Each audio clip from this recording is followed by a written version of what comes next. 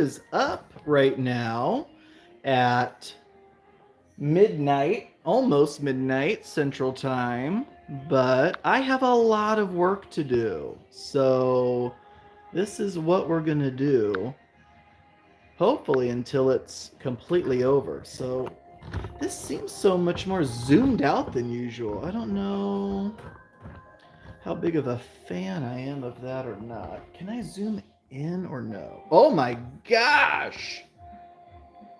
Good lord. All right, well, we can. I don't want to zoom in that far. Jeez. Oh, a freaking course. Is there any way I can.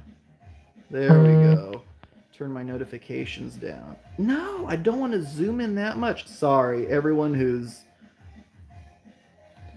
There we go. Everyone who's. Who's gonna watch this is gonna be like, good gravy. All right, so here's the plan, folks. We have to baggy up about 150 plus Halloween treat bags for Halloween, literally tomorrow night. I mean, we're talking, it's about midnight Central Time here, and I could do this all by myself and maybe put on a scary movie or something like that. But what could be more frightening than going live, right? So I think that's where we're actually going to be. Hopefully, I don't have to put out this sign this year like I did last year because I had nowhere near enough. I'm telling you, folks, we have 100 plus trick-or-treaters every year. This is a young neighborhood. But so this year, what we're doing is about a third are going to. You know what? I need to turn on better lights. I mean, the lights aren't the worst, but let's do this. Is that better? All right, so what we're going to be doing is about a third of the goodie bags are going to get Pokemon booster packs. These are the Evolving Skies packs. About a third of them are going to get these Super Mario Blind Bag Lego packs. And then the other third are just going to get double candy. So I guess I should also say, with a Pokemon booster pack, you also get 2 pieces of candy. With a Super Mario Lego set, you also get 2 pieces of candy. Or if you go for the double candy route, you get 4 pieces of candy. I have these buckets here. I'm going to divide them up. So 50 of them will go in here, 50 in here, and 50 in the third one.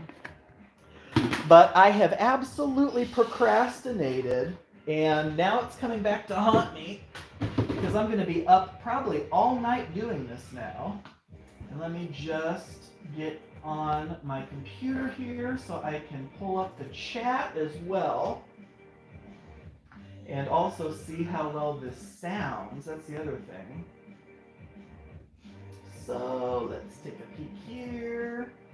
Awesome. There we are. Sounds like it's okay. Jack, hey, hello, how are you? All right, so that is that. All right, folks, let's get going here. So I guess I'll do all of one kind at once, which means we are going to be doing the Pokemon cards first. Actually, let me share this on my Facebook page. So let's take a peek at what we got going on here. Ooh, we got a lot of likes because I just posted a post about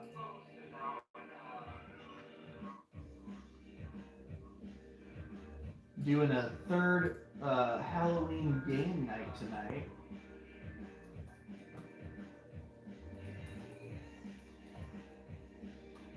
Alright, so let's see what we got here. My friend Nikki, Brett, Holly, and Karen. Alright, cool. Cool. And I don't expect really hardly any traffic at this time of night. It's after midnight now, so it is literally Halloween! Happy Halloween, everyone!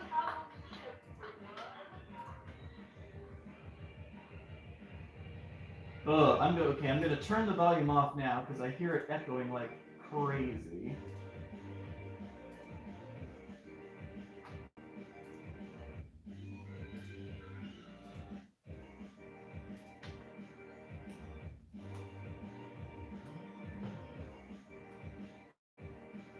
just sharing this now.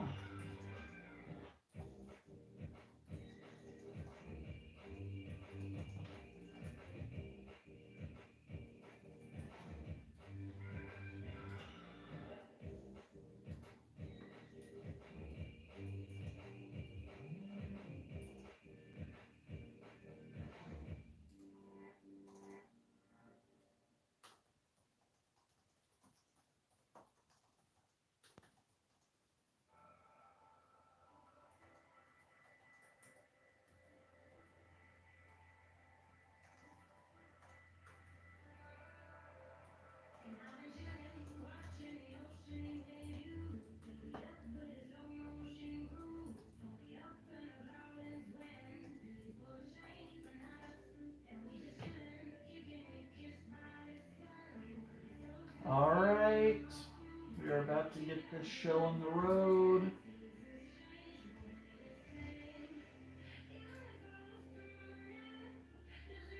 I'd rather that other picture be the display picture, but whatever.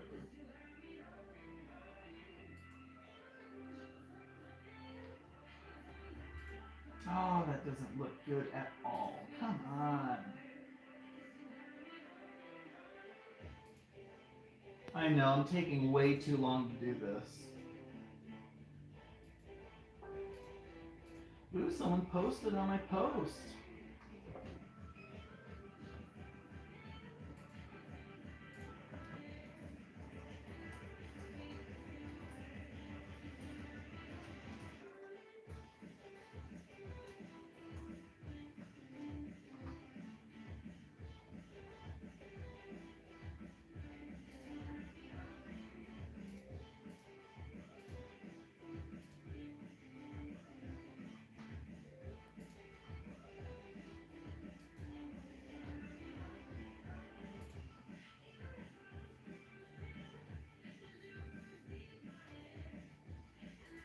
Okay, are we now ready to do this or what? Okay, folks, here we go. God, I gotta get 150 of these done. I should keep a running tally. Now, if I actually had, like if I was using Streamlabs or something for this live, I could have a running tally going, but I don't. All right, so how should we do this? So this is gonna be the first one. We're gonna do the Pokemon cards first. Brain, how are you? All right, so we're gonna do, and how should we even do this? All right, I'm grabbing two pieces of candy and a Pokemon booster pack. Now I want these to look kind of nice, so let me scoot this chair over without completely destroying everything. So what does this look like if I do this? Okay, that's not too bad. All right, so we put 2 candy bars in a bag, and then we're going to twist it and add a twist tie. And yes, my hands are washed. We are thoroughly sanitized as we're doing this because, you know, this is live and we got to make sure we follow the proper procedure. All right, so here's our first one done. How does that look? Pokemon and 2 candy bars. 2 full-size candy bars. I mean, you can't ask for much more than that, right? All right, so first one's in the bucket. And good luck to anyone who gets the Pokemon booster pack. So, you know, and they're not like limited or anything. I have like 72 of them. That's right, my friend. Full-size candy bars and either a Pokemon booster pack or a Lego blind bag. And you'd be surprised. I would have thought Pokemon all day and night, but I've already had someone say no, they wanted double candy. No, Brain, there absolutely is not. You know, like they say, you could be out there doing drugs.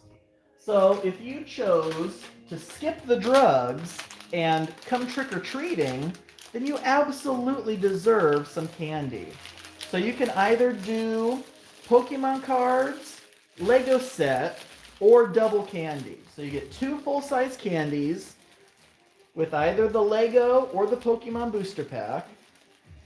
Or you can get just double candy, which is 4 full-size candy bars. How crazy is that, right? Am I insane? Maybe.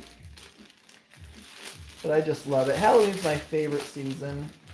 All right, so we've completed 3 of these already, guys. We are absolutely on a roll here. Let's go Baby Ruth and Crunch Bar next.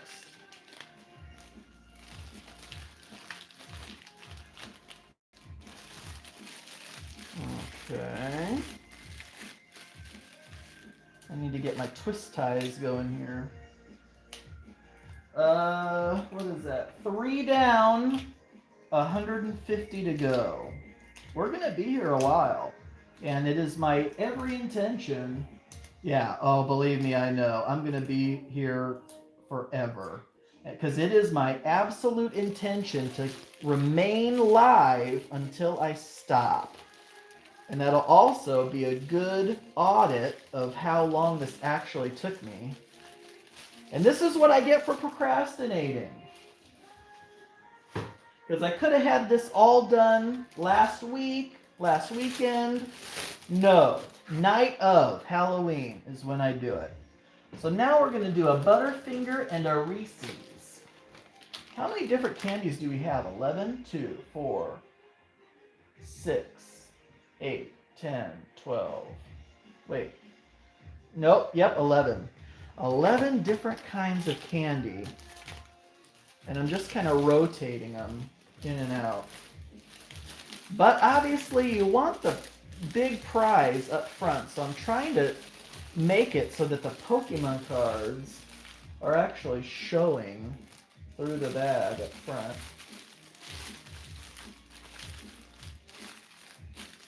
Isn't there a machine I can get to do this for me? Some kind of automated thing. There we go. There's number 5, I think. I don't know if 50 of these are going to fit in this bucket. I may have bit off more than I can chew here. I'll be honest. All right, so now we're going Gushers. Oh, guys. This is so hard for me not to crack into this candy right now. Maybe I should, because the less candy there is, the less bags that I have to actually work on.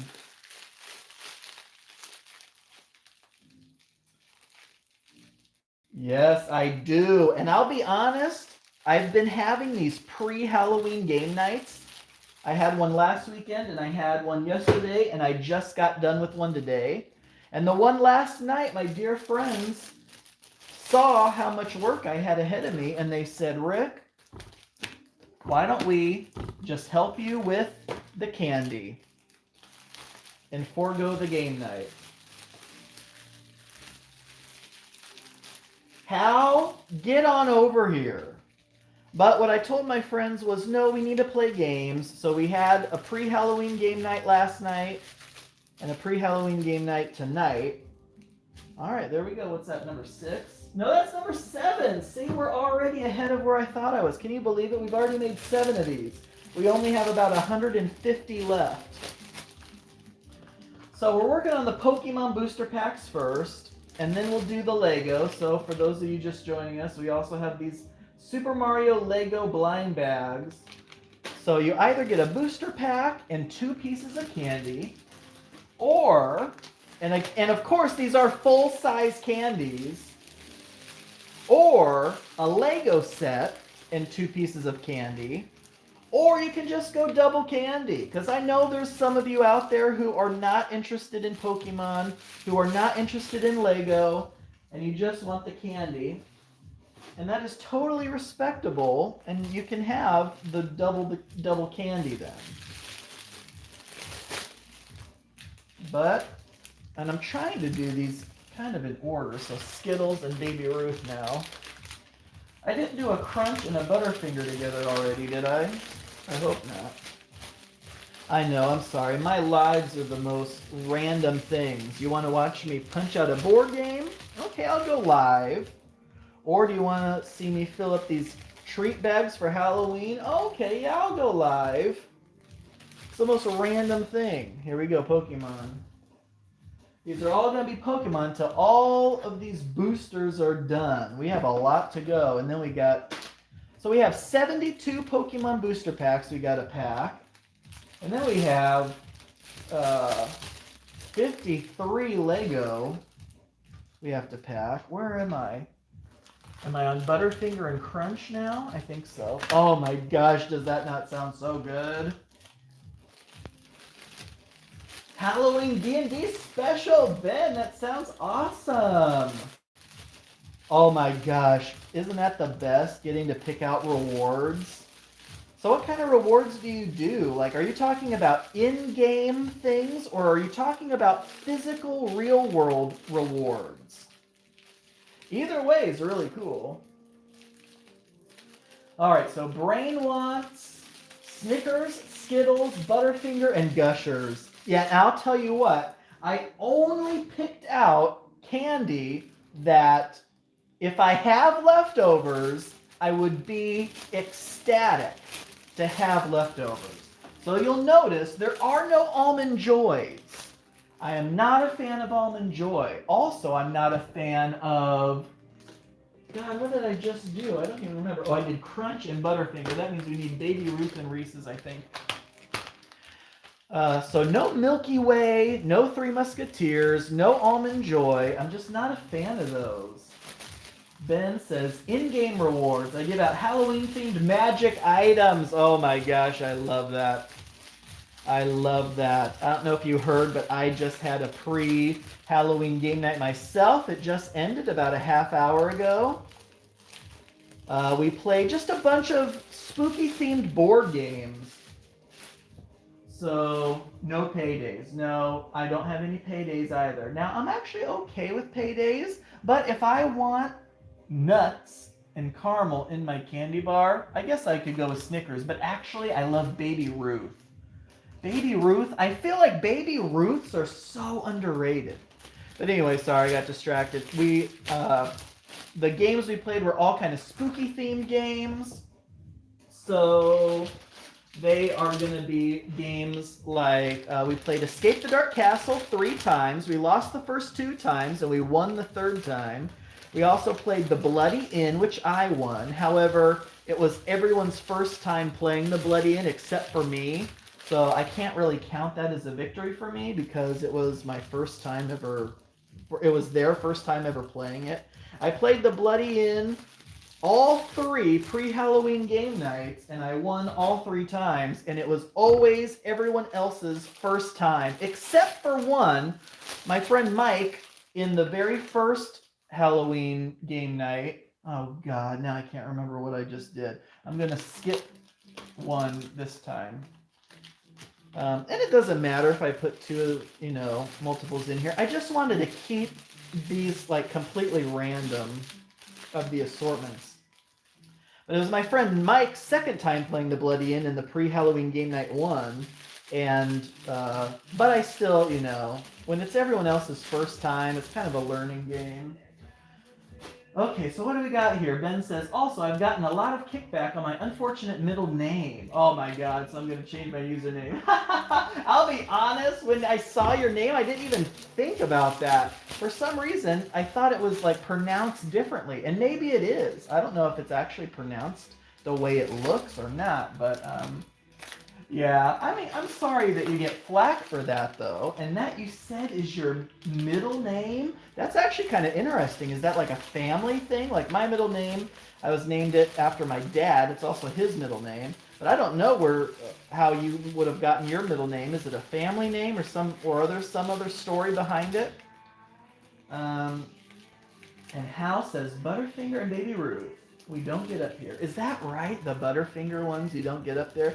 The Butterfinger I used to absolutely love, and I still do, but it's like they changed the recipe, so it's not quite the same as it was. Honestly, I still don't think it's bad, but it's just different.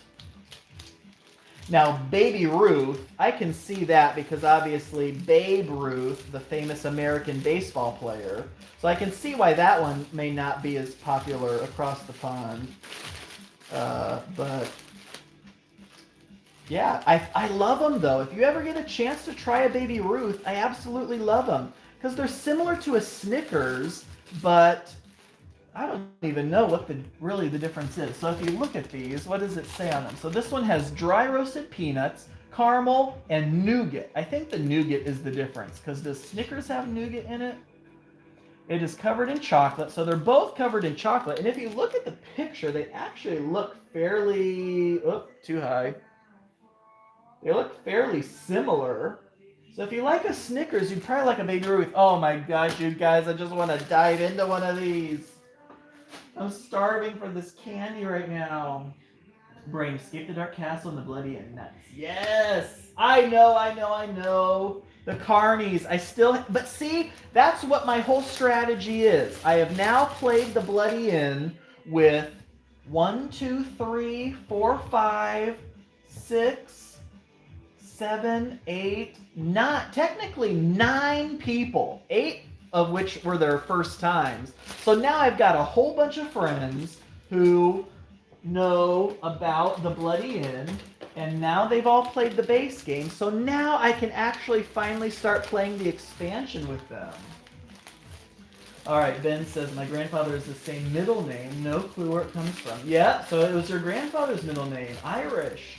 Ah, very, very interesting. Well, again, I'm sorry you get flack for that because, I mean, you obviously couldn't help it, and it's an ancestral name, so obviously there's some heritage there.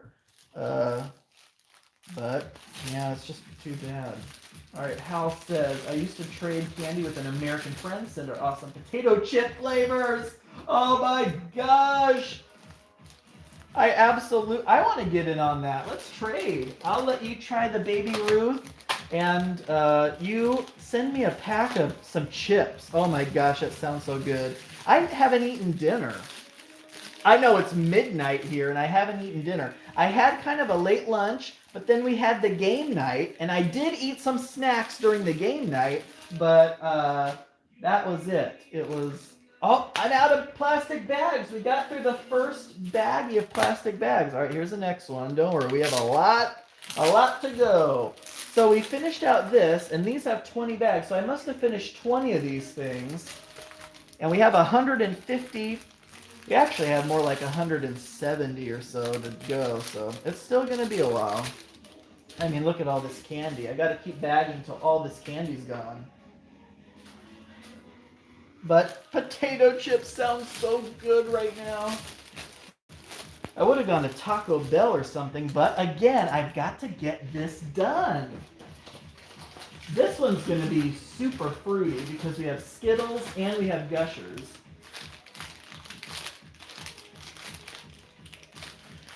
All right, Ben says, I use it online because I don't want my last name out there. Very smart, even though, of course, I have my last name out there. But when I made this account, I didn't think that I'd actually, do much with it. Of course, that was 15 years ago. Can you believe that? 2006.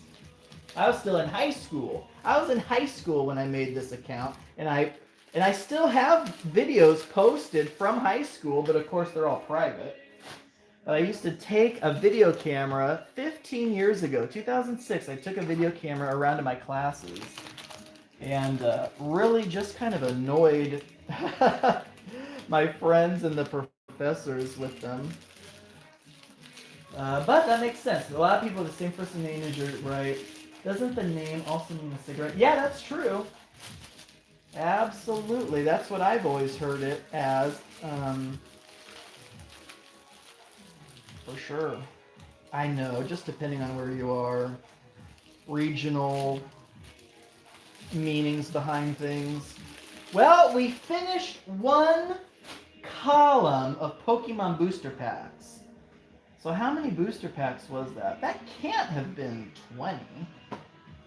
Did I, throw some bags away or something? Because each side of one of these booster boxes only has, 18 packs.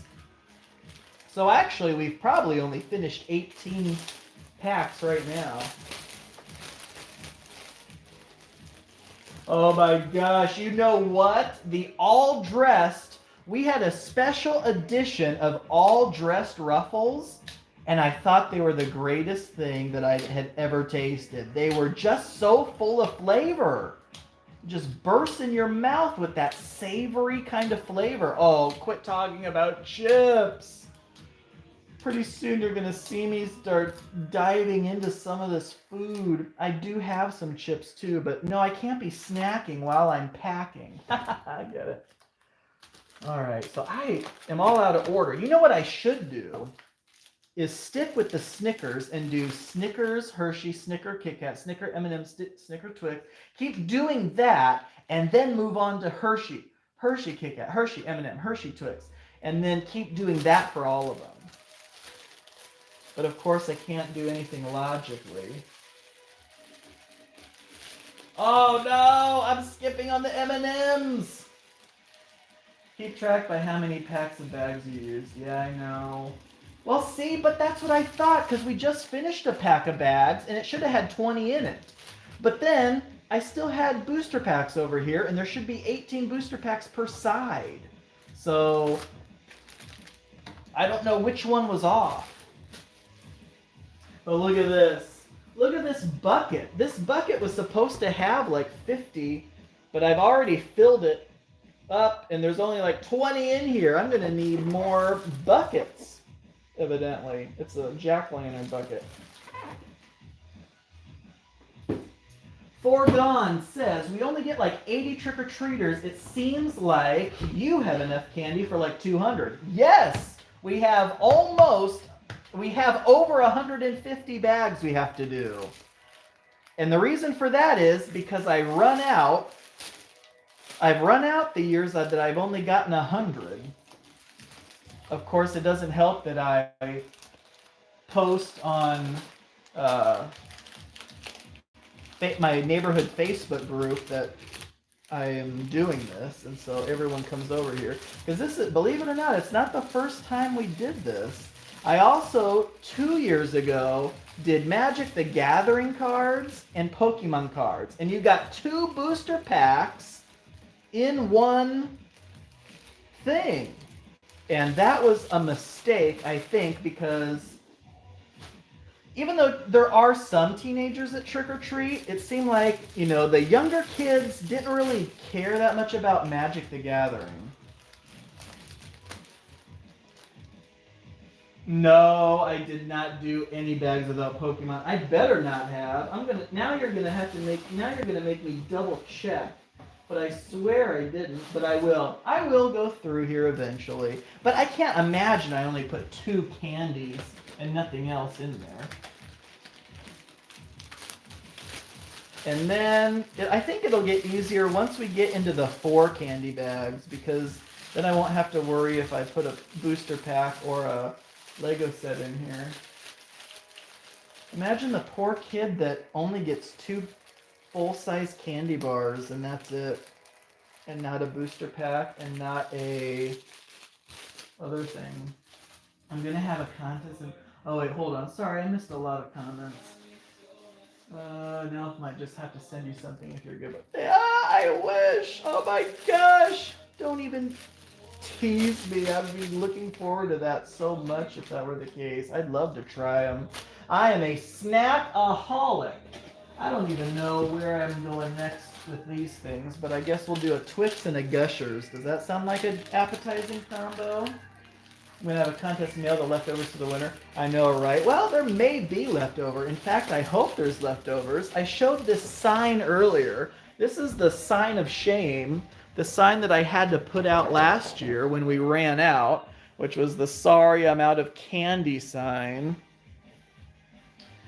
But I think we're pretty good. We shouldn't have to use that sign this year, hopefully. And it was really windy over here today, so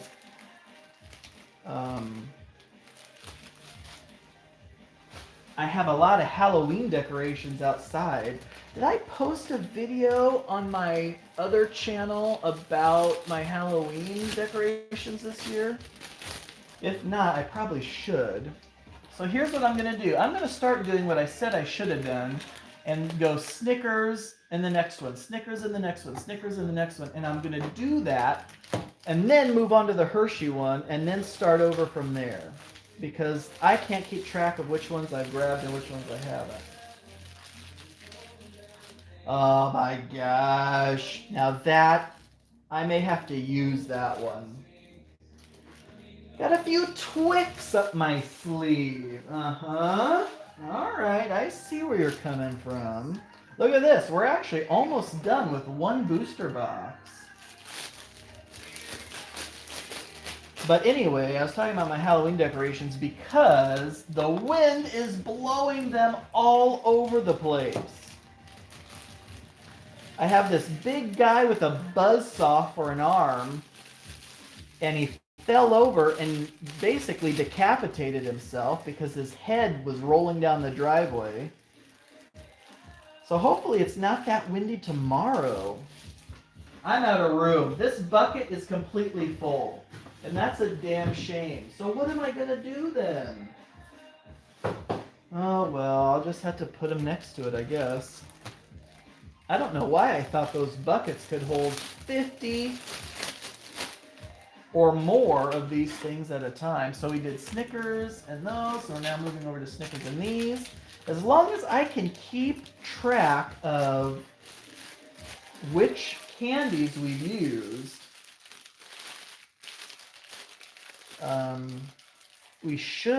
I should be okay, but of course, talking, I'm constantly distracting myself also. My folks wonder why they need buckets. Now we know, that's right. I see these big old buckets at the grocery store for Halloween, and you know, you could use them to trick or treat, but this is the real reason I need a bucket. To hold all my stash up. How does my Facebook thing look? Let me just double check that real fast. What do we have? Comment on the link. 49 years ago. I don't know why he just told me that, but that's kind of interesting. Alright. I posted about my game night too, so people are liking that, so that's good. Brett laughed at that. That's cool.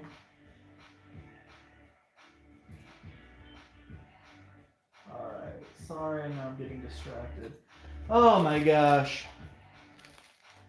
We have a lot of candy bags to fill up. I'm going to be here all night. You could probably go to bed right now and wake up and I would still be doing this. Of course, for some of you guys, it may be during the day, actually.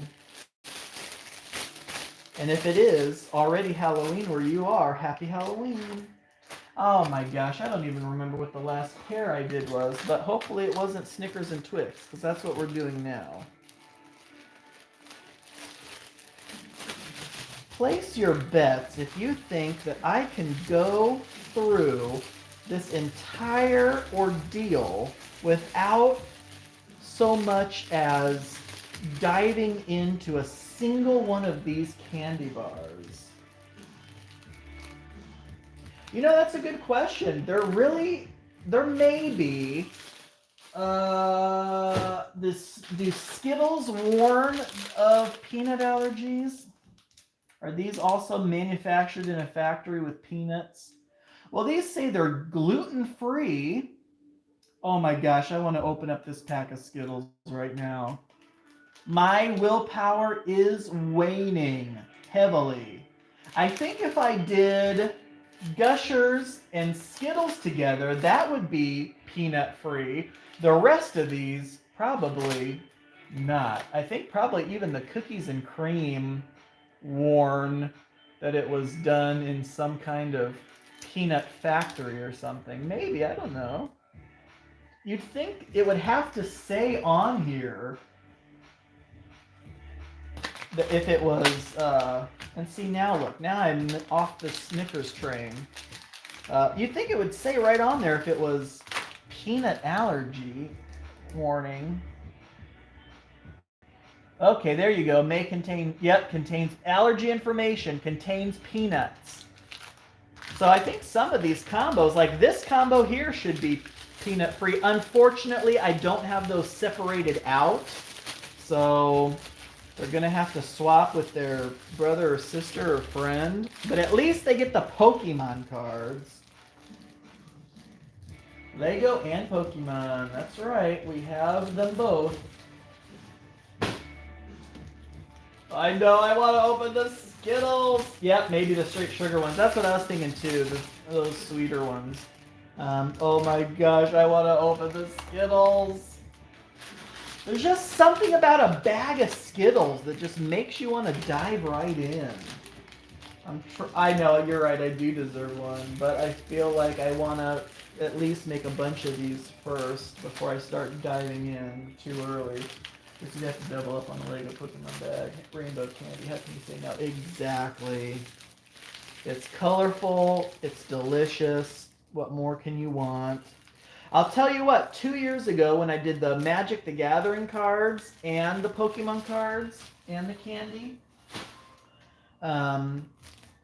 my friend, I also was hosting a Halloween party that night, and my friends came over and I kind of let them dig into some of the candy, and then of course what ended up happening was we ran out. So I felt so bad. And in the end, when there were still kids coming, and we'll shut off our porch light. You think, oh, okay, you're out of candy, just shut your porch light off, and the kids will stop ringing the doorbell. No, that was not the case. Probably because I had so many Halloween decorations, they figured, oh, this guy's got to be passing out candy even when his porch light's not on. And so what did they do? They kept ringing the doorbell. And so I was going everywhere through my house trying to find things to give them. I ended up giving out cans of Sprite. And that was the saddest thing. When this little girl dressed as Pikachu slowly walked back towards her mom and was like, Mom, he gave me a can of Sprite. Like, I knew at that point it was over. The kids were not about the cans of pop. I know, I want to open them too. I've already made a... You're right, I have made over a bucket full. And a bucket full is absolutely a valid unit of measurement, and it's a large one at that, so I do deserve it. But look at this. Maybe I'll open one after we finish these last 4 packs. I think I'm on Snickers and Crunch now. Alright, already create a Pokemon deck. No, now that I absolutely cannot do. I cannot open the cards or the Lego. I may have a piece of candy, but I cannot open the cards or the Lego. I know. Rick, I picked up my rewards for my game. I have 4 players. Let me know if they sound Halloween-y. Ooh, yes. Let me see those. Yeah, I know. I handed out Sprite. How sad is that? And that little Pikachu girl was not impressed. The Mace of Terror, which has a chance of making enemies scared of you and run away. Yeah, so it's kind of a fear mechanism. Cloak of the Bat makes you more stealthy in dim or dark light and gives you the ability to fly in darkness. Okay, I like that. So far, you're 2 for 2. I'm liking both of them. If I was you, I'd be like 1 for you, 1 for me. 1 for you, 2 for me. Now, okay. Yeah, that's hilarious. That is hilarious. And you know what it reminds me of, and I don't know if this is what like you were thinking of when you said that, but I love these old British comedies like Are You Being Served? And in one of the episodes, they were doing that exact thing. They had these wads of cash, and they were like, 1 for you, 2 for me. Oh my god, it was hilarious. That makes me want to watch that show now. So thanks to you guys, I am now hungry. I want to open my own trick-or-treating candy, and I want to watch television.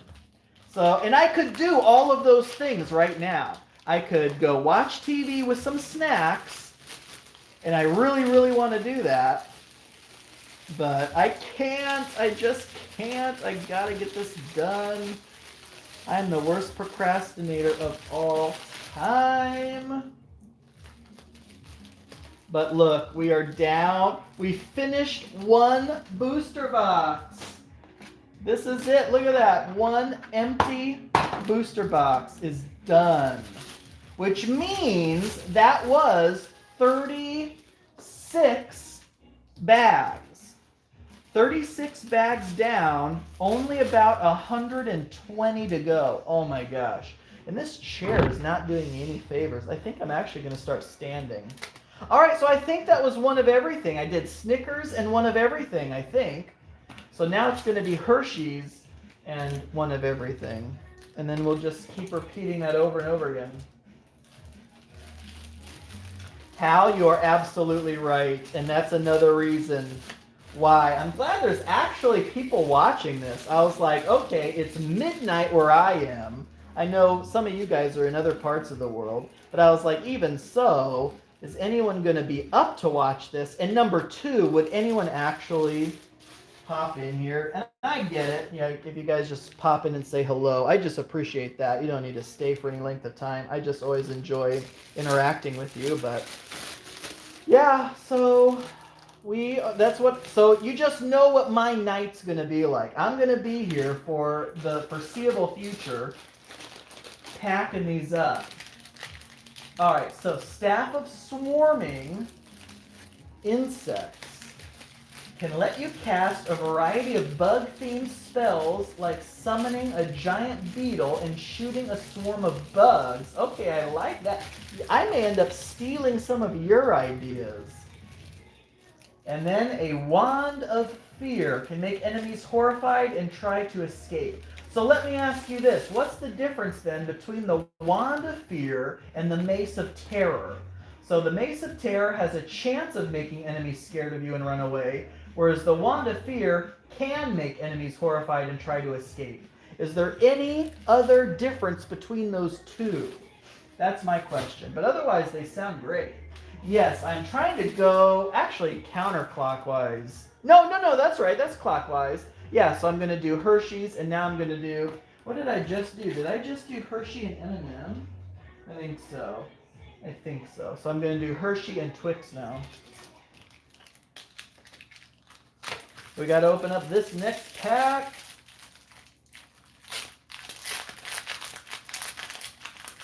I know you're right. I don't know.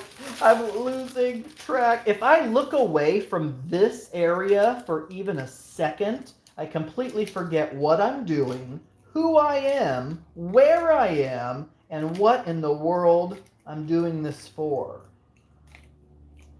Swarming insects, nothing worse, yeah, than running into a cloud of gnats. Oh my gosh, yes.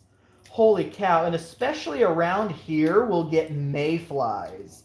And there will be a swarm that looks like a cloud of mayflies. And you will drive through it, and you'll think you just drove through like a cloud of smoke or something, but no, it was mayflies. And then when you get out and, you know, have to walk through it, and like you said, you might get them in your mouth. Oh my god.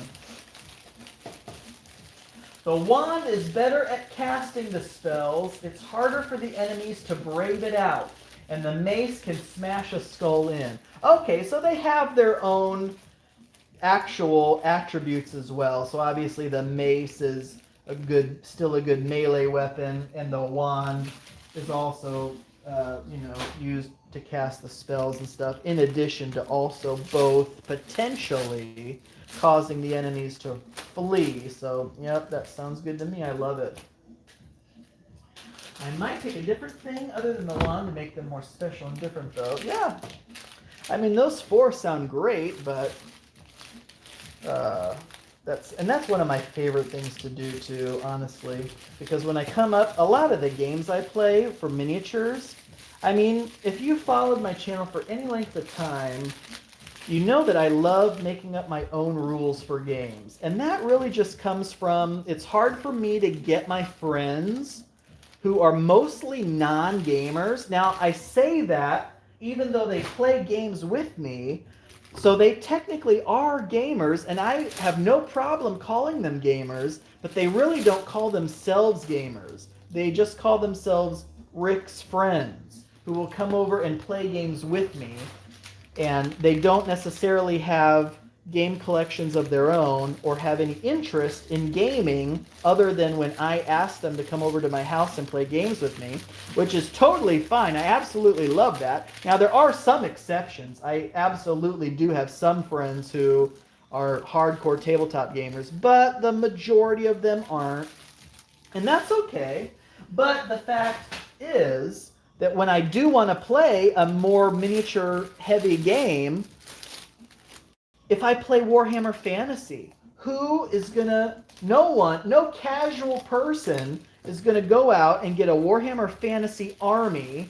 I mean, you could buy a pre-made one that's already painted on eBay or something, but even then, that's gonna cost you a lot, and no casual person's gonna want to buy them unpainted, clip them out of the sprues, clean them, prime them, paint them, like that, just for a game with me. Now, if one of my friends actually did that, I would promise them that I would absolutely play games with them, with their army all the time. But the fact is, they won't do that. Oh, God, I don't even remember what the last one I did was. Hopefully it wasn't Crunch. Can I tell you a secret here? I've never played a proper game of D&D. I remember in the 90s I played some bootleg D&D, but only resemblance to D&D was the dice. Now, I will tell you a secret that I also, up until, I think 2 years ago, I had also never played D&D. I love role-playing video games, and I love the idea of role-playing aspects in tabletop games where a character progresses through a campaign and acquires items and abilities. But I had never played an actual role-playing game until a friend of mine invited me to a campaign, and that lasted a little while. I don't think I did Butterfinger yet. Until I dropped out. And I felt really kind of bad about that, and it lasted for a few months, and we played every other Sunday, I think it was. But I was the one who dropped out, and after that, I don't even think they played another session. They may have played one more session without me and then just called it quits. And I felt kind of guilty because I was like, me leaving kind of ended the campaign. And so that kind of made me feel guilty. But I'll be honest, I left because I just really was not the biggest fan. Now, I get it because it's hugely popular. I mean, you turn on an episode of Critical Role on Twitch, and at any given time, there could be over 200,000 people watching that. Isn't that insane? And Dungeons & Dragons is so popular right now. But honestly, I'm more of a combat type person, and people tell me 4th edition probably would have been my edition because it was apparently more tactical combat focused, whereas 5th edition, which is what I played, was more, you just had your D20 and you had your polyhedral dice for damage values. But I don't know, it was all about the role playing, and that's fine. I kind of like telling a story in a game, but when it constantly boiled down to roll your D20 and see if you could do this, and if you couldn't, well, then, you know, there's some ways to mitigate that, but otherwise you're just, you know, the next person goes. And that's the same with the combat. So I want to do a combat maneuver, and so here's the options that I have, and I roll and see if I hit or not, and if I don't, there's maybe ways to mitigate that, but then, you know, it's then the next person's turn, and if you have a big old group, you're going to be, you know, it's going to be a while before it gets back to you to roll your D20 again. So I'm just more of a person who, you have a character with all kinds of different things and different ways to do things, or you have an army or a skirmish game. I am so lost. I don't know what candy I've used or not used. I think we're on the right track though. Sorry I was rambling, but I said all that just to say that I did play a D&D campaign once. I wasn't a huge fan. I like creating my own rules to games. I have mostly non-gamer friends who I come up with my own rules for because they're simpler, and I have to provide everything, typically, the miniatures and stuff. So that's the only way I'll ever play miniatures games, is if I'm the one who provides the stuff. So I can't play any rules-intensive games for the most part. I tried. I've played Warhammer Fantasy with a friend of mine, and I just provided both armies, and that was fun, but other skirmish games like Frostgrave I love, but my own games I also really love. Alright, let's see. I'm probably way behind. Get the D&D starter set. Yep. My first game of D&D is 1979. Nice. Love that. Fourth was like an MMO. Different skill specs. You can go down. Very tactical. Fifth is fantastic. It hits like a quarterstaff, but can do extra necrotic damage and give them disadvantage on strength and condition. So I guess withering them. Ooh, I like that. You guys ever play the Dragonlance 5th Age saga system from the 90s? I really wanted that to be successful. Dragonlance books were so awesome for me. Helped me through high school. Oh god, to have a seat at your table with all your Dwarven Forge Warlock tiles on man dream table. Oh my gosh. That's what I love to do. Set up a huge layout. We have a town over here and the dungeons over here, and just go to town and roll some dice. I mean, is there anything better? I think I'm on Twix now. Kit Kat and Twix. So I think we did everything with the Snickers, everything with the Hershey's. Now we're doing everything with the Kit Kat. And then we will start back over with the Snickers again. So, no, I haven't played anything Dragonlance related, except I do own an old board game, an old Dragonlance board game that I found at a thrift store, which is insane because I always see people who have their thrift store finds, and they will find some amazing things, and I have the worst luck at finding games at thrift stores, but every once in a while I find a big one. Now this was actually not a thrift store. This was an antique store that, they rent out booths and cases, and someone who had a stall there had a big old Dragonlance board game. Unfortunately, it's one of those situations where, it's like taped shut, or they won't let you open it because, the actual seller isn't there. The store itself has multiple stalls, and you go to a stall and you go check out with someone, but the actual seller of that stall's not there, so they won't let you actually open anything to see if it's complete or not. But I mean, these were the game wasn't very expensive, so I said, hey, I'll just pick it up anyway. It ended up being complete, which was fantastic. But I found a Dragonlance board game. I found Tower of the Wizard King, which was awesome. But my most prized possession that I found at a thrift store was... Did I just do Skittles with this or no? Oh gosh, I can't even remember what I just did. So we'll skip Skittles, I guess. Unless I already did it. I think I may have just did it, actually. But my most prized possession that I found in a thrift store was a complete copy of Hero Quest. Can you believe that? A complete copy of Hero Quest. And I already owned a copy of Hero Quest, but it was kind of beaten to hell. And so I was like, yeah, heck yeah. And it wasn't even that much. Maybe like 20 or 30 bucks. I was like, that's the find of my lifetime. I'm not just count me out there. That's the best I'm ever gonna do. Next time I'm in Nebraska, I'm coming by for One Shot Dungeon. Oh my gosh, yes, Dicey Depths. My friend Mike and I play that like every other Saturday, and then we go out for Buffalo Wild Wings afterwards. He is so funny. He comes up with the craziest names for his characters, because you know me, I'm normally Dole, and then we have Mary the Rogue, or Steven the Ranger, or something like that. But Mike, he comes up with the craziest names. One of his character names was a hashtag. It was hashtag Sir Barks a Lot. See, that's the kind of people I game with, which I absolutely love. But I mean, that's obviously not a real person's name. It's more of a joke or a meme.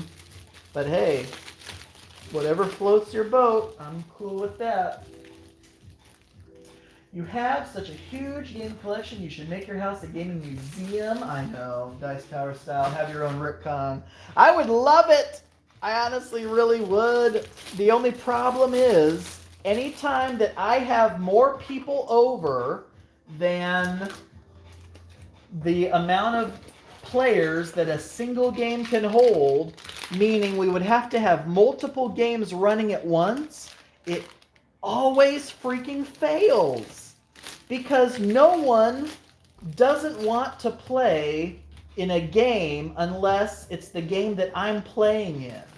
So if I'm playing in a game with these 3 people, we're playing a 4-player game and I'm playing with 3 other people, and here's another group of people, they'll just sit and chat. They won't even want to play a game. They'll either want to team up with someone in our game or just sit and watch our game. Like, we can't ever have multiple games going at once.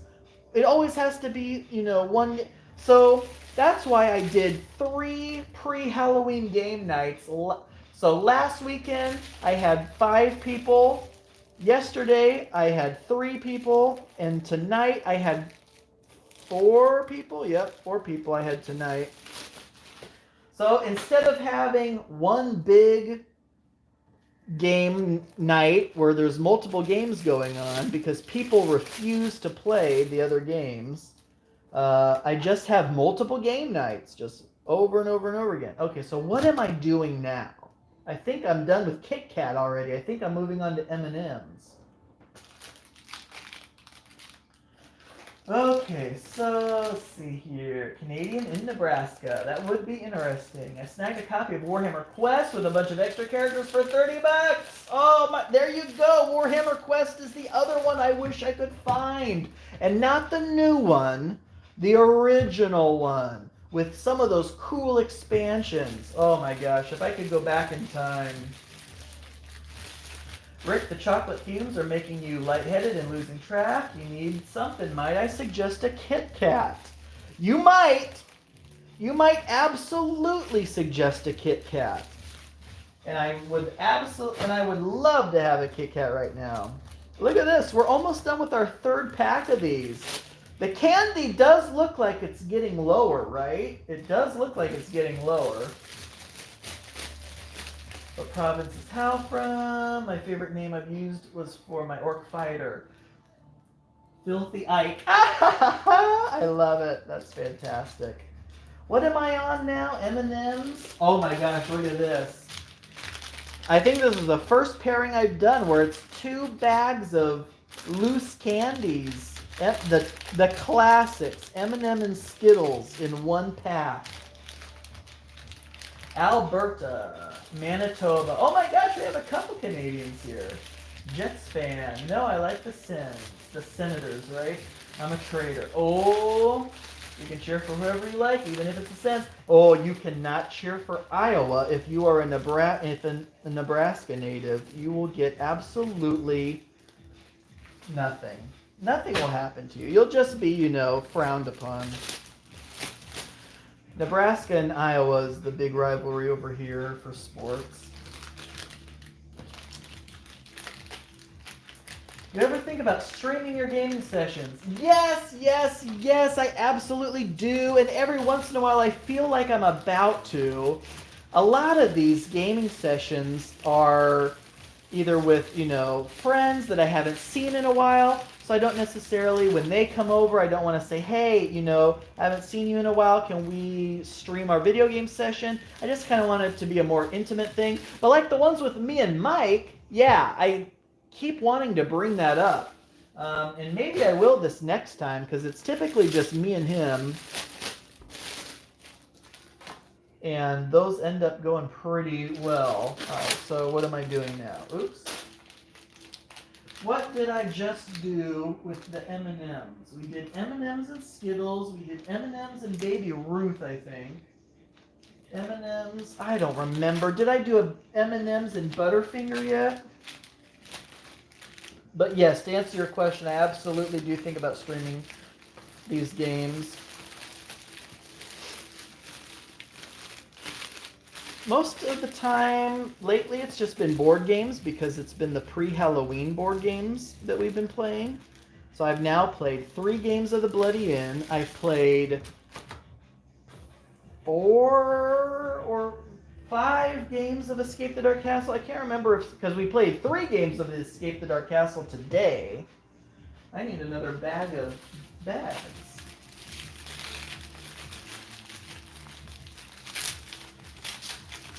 The Oilers. That's a nice counter. You in the kitchen? Yep, this is my kitchen counter. And it's a nice size island, right? This is just an island. You want to see the rest of it? So here is Rick's kitchen tour. Oh, I gotta undo this thing. Wait, which one is it? Is it this? Okay, that's better. So here, and there's you guys on the chat over there on the laptop. And there's me in the window. Don't mind the mess. I have so much clutter all over the place. We have obviously the... What's the thing that I undo? Oh, this? To make this go up or down? There's some... We have a lot of liquor bottles across the top there. But that's the kitchen and this is the island. And there's my Battlefields of Mana figures. Remember all those Battlefields of Mana figures? And look at this. I even put the shelves with these, with terrain on it. That's how you can tell I'm a single individual with no spouse or kids, because I can have shelves with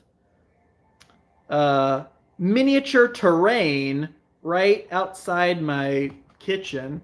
And of course the living room's over there, and then there's a more formal dining room over there, and of course here's the refrigerator over here, and there's some jackets over there. So anyway, that's the what do you call it, the kitchen living room-ish area tour. All right, okay, quit distracting me. I've got candy bags to fill. Okay, let's see. Yeah, all the hockey talk. I really like your solo playthroughs. Thank you so much. I enjoy doing them. It's one of those situations where I do like doing the solo playthroughs, but honestly, I would love to start recording me and my friends playing, because I swear I laughed so freaking hard in tonight's games. And you know, that just kind of interaction you don't have when you're playing solo. I still have a lot of fun because I love my own... I don't want to be like, I don't want this to sound bizarre, but I love my own personality a lot. So like I can play a solo game and, you know, talk to myself and have the most fun. But playing with other people is an absolute blast. And I really want to record some of those sessions because I do look back on my prior videos. And I would love to have some with my friends recorded. If you look back earlier on my channel, at the end of my game nights, I used to do a post-game wrap-up where it was kind of like an interview with the rest of my friends, and we would talk about how the game went and how much they liked the game. Solos are cool, but I also understand the editing can take a long time. Well, except when you're me, because you've seen my videos.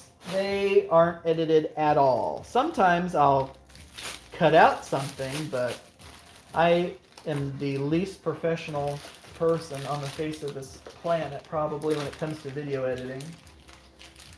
I absolutely love the Escape the Dark Castle playthroughs. Yes, I know, and that's an easy one to solo since it's cooperative. And I don't think I won a single one of those, did I? I think I did 3 Escape the Dark Castle solo plays, and I think I lost every single one of them.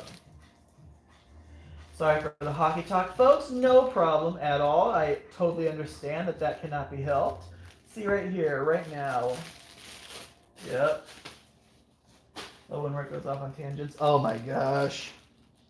You better believe it. If I am on a live or something like this, you better believe I'm just gonna. And it's like squirrel, ooh, shiny, and then I lose track of what I'm doing and what I'm talking about and where I am. Rick, why do I not find it surprising that your game room is neater and more organized than your kitchen? That's so funny. I know. And I'm trying to keep my game room contained to the game room, but it's getting harder and harder. I am out of room.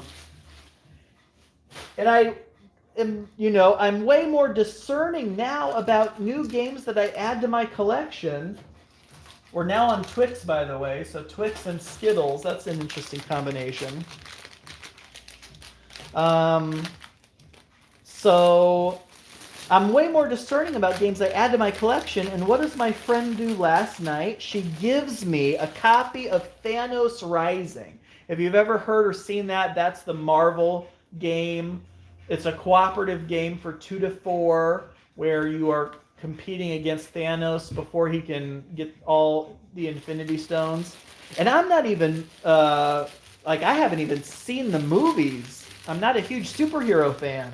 But that was so cool of her to give me that game. And why did she give it to me? Because she had it for probably, can't remember how long she said she had it for, but she said she will never play it with her family or friends. And it's just me that she would play it with, so she said, why not just give it to you? And I was like, oh my gosh, well, thank you so much, and now I gotta find a place to put it, and I did find a place, but the places are becoming more and more scarce. It takes 5 minutes to forget you're being recorded. Yep, 100%. Folks will not worry after leave it. There's no way you're finishing this wrapping session today. Brain, what are you saying? What are you saying? We're almost a third of the way done because I just have to finish these, and then I have to finish these, and then the candy ones will go much faster because I'll put 4 pieces of candy in each bag for the double candy ones. Come on, you've got to be optimistic. I need to get this done tonight. Oh my gosh, it's already after 1 in the morning now. Needs to just grab whatever. What? What? You guys, now I can't remember what I just paired a Twix with. What did I just pair a Twix with? I see a baby Ruth, so that must be it. So we'll do a Butterfinger now.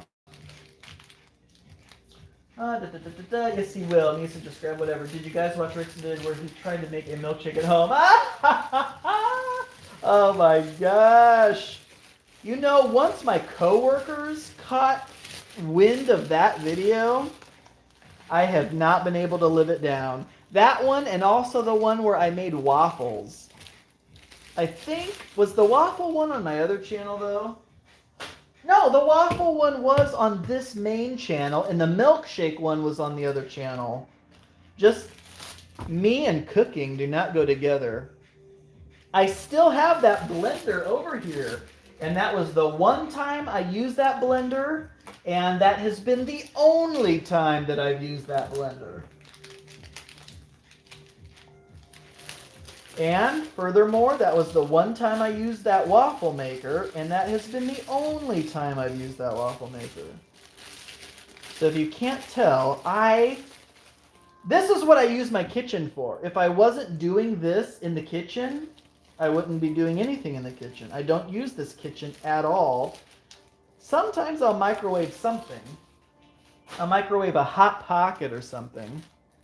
But otherwise, I'll be honest, I eat out pretty much every single night. All right, we are getting down to the end of the Twix run already, which seems suspicious, but I think we're on track. And then it'll be over to Skittles. Look at this. We only have, I think, 7 Pokemon booster packs left. And the Pokemon booster packs were the biggest of all of them. The most of anything. Because there were 72 Pokemon booster packs. Whereas, well, there's only 53 Lego sets. And then I'm just going to keep doing the candy ones until there is no more candy. In groups of 4. But it has to be all different kinds of candy, of course. We can't just do a bag of 4 Snickers or 4 Hershey's.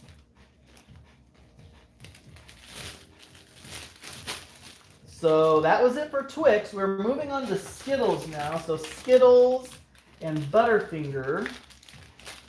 The island would be a nice gaming table. Put some bar stools. Yes, I have these. Are we going to go off on another adventure again? This is the one that I'm actually using right now. So I have these. And these are really nice because they swivel. And they have backs on them. See that? They're just like little stools that you kind of slide up underneath there. And that's what I was just sitting on also over here. But I actually decided to stand.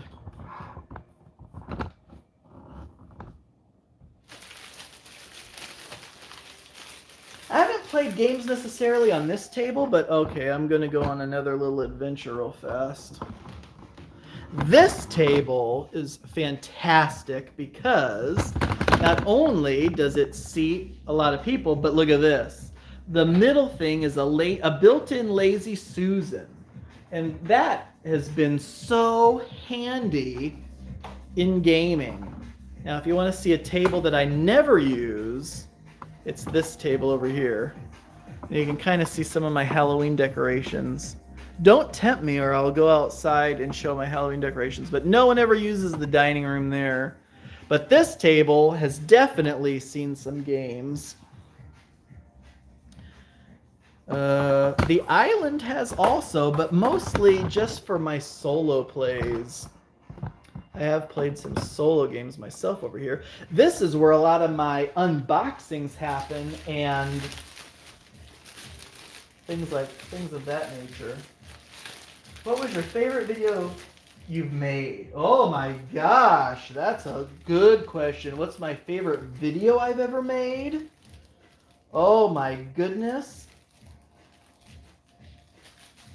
Well, I'll tell you what, that live video I did where I unboxed all of my Battlefields of Mana figures, where I had that package of 1,100 miniatures, and I spent 4 hours right here at this kitchen island unpackaging all those, because that was an absolute dream project that I actually cannot even believe that I got all those figures for a game of my own design, and getting to unbox those live, which I think that is still my highest viewed live video, because that got like over 1,000 views. Normally when I do a live video, I'll have, between 1 and 5 or 6 people watching it live, but then on the replays, oh gosh, what am I on now? Did I do Baby Ruth yet? With Skittles? I don't think so. But on the replays, they'll get maybe 100 or 200 views. But that live unboxing 1,100 miniatures got over 1,000 views, I think. That is probably up there for one of my favorite videos that I ever got to do, mostly just because of what I was recording, which was me unboxing all that stuff. But otherwise, I also love my the video I did of my big Dwarven Forge dungeon that has like over 100,000 views because that was one of the coolest dungeons I ever did because there was so much dungeon dressing that really looked like an inhabited dungeon. I filled up my entire table with Dwarven Forge and I populated everything. I had all the monsters laid out and everything, and I went room by room and described what it all was. And I love that video because now I can go back and watch that again. I also love all my Dwarven Forge videos, but like Brain says here, hope you have long enough cables. I think you're Bloody In and Escape the Dark playthrough. Oh, no, actually, I'm just recording this on my phone, so I could take this literally anywhere. We could go down to the game room or anything. It's just on my phone. How long have we been on here? An hour and 15? That's not bad.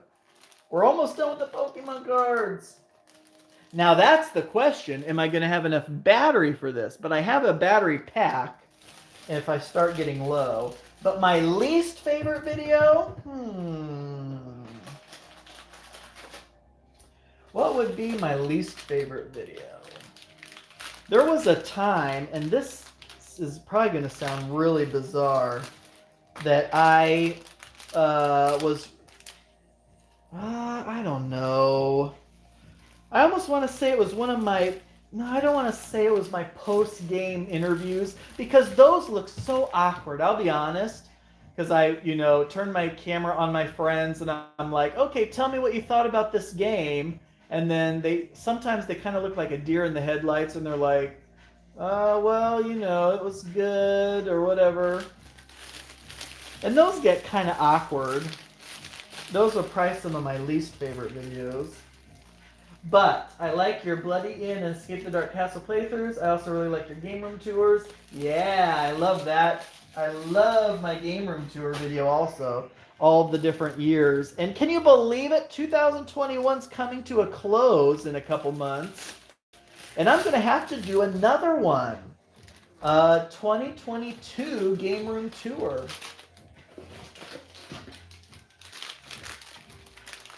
I'm honestly looking forward to it.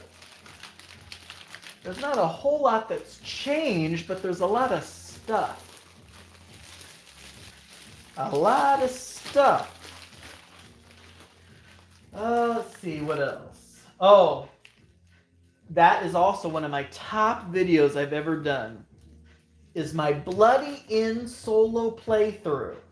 Because like my vocal tone through that video, if you ever want to listen to a video that'll like make you want to fall asleep, put on my Bloody In playthrough because there's no loud noises and I don't think I get too loud. Maybe I do. I mean, who am I kidding? I probably did.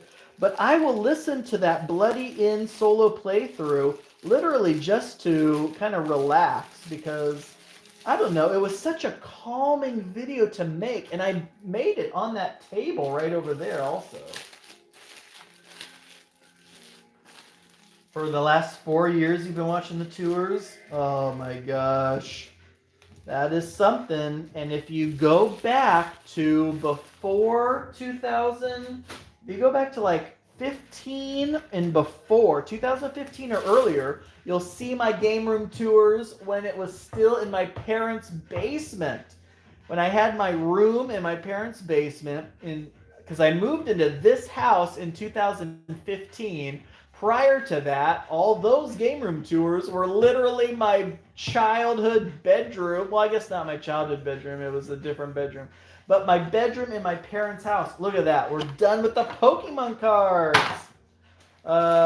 Yeah, and so I packed all those games into the basement room of my parents' house. Look at this. We're moving on to Lego sets now.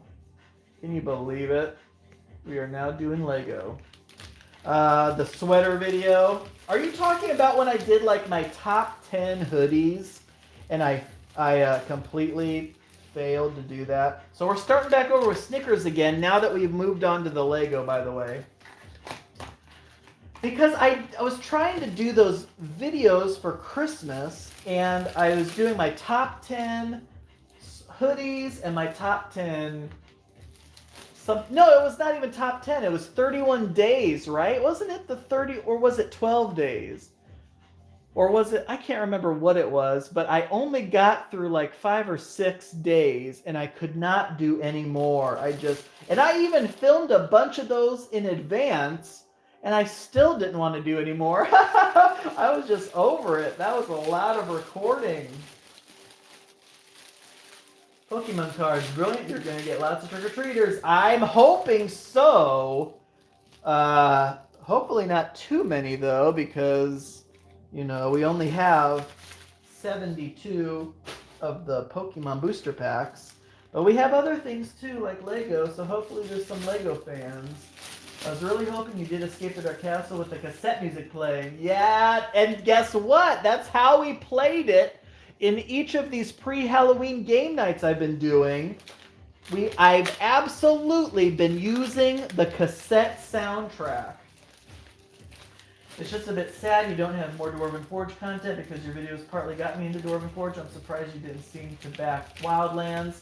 I'll be honest, the whole the recent Dwarven Forge Kickstarters, I have not backed now I have backed the Dwarven Forge Kickstarters, but typically for $1 or $10, and then I don't even go back and add anything on in the backer kit. The last Dwarven Forge Kickstarter that I actually backed for rewards was, believe it or not, City Builder. That was the last one. Can you believe it? That was so many years ago. So I did not back the castles.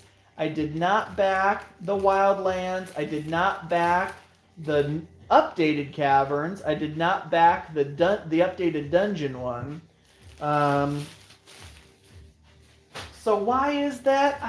It's because I have so much Dwarven Forge right now, and I'm not even using all that I have. And the new stuff is really cool, but it's more specialized pieces. I kind of feel like I love the original Dwarven Forge Kickstarters, which were your bare bones pieces, your straight walls, your corners, your floors, and now there's escarpments, or whatever they call them, and all these other things. And yes, they look really cool, but they're also very specific, and I am just honestly really satisfied with what I have. But they are now, the next one I heard is going to be addition to City Builder, and that does have me interested for sure. I've also become a lot less patient, where I'm more of an instant gratification person. So instead of backing and having to forget about it for a year and a half or so, I just want to wait until it's out and then let me get it. But of course with Dwarven Forge, that's hard to do because, they sell out. And then you have to wait for a restock, and that takes forever. As far as Dwarven Forge videos, I know I could do a lot more, but I've done quite a few. I did all of those resin reviews when I picked up a huge resin restock. The review videos are okay. I guess, what else would I do? Just like different builds maybe, and playthroughs. God, what am I on now?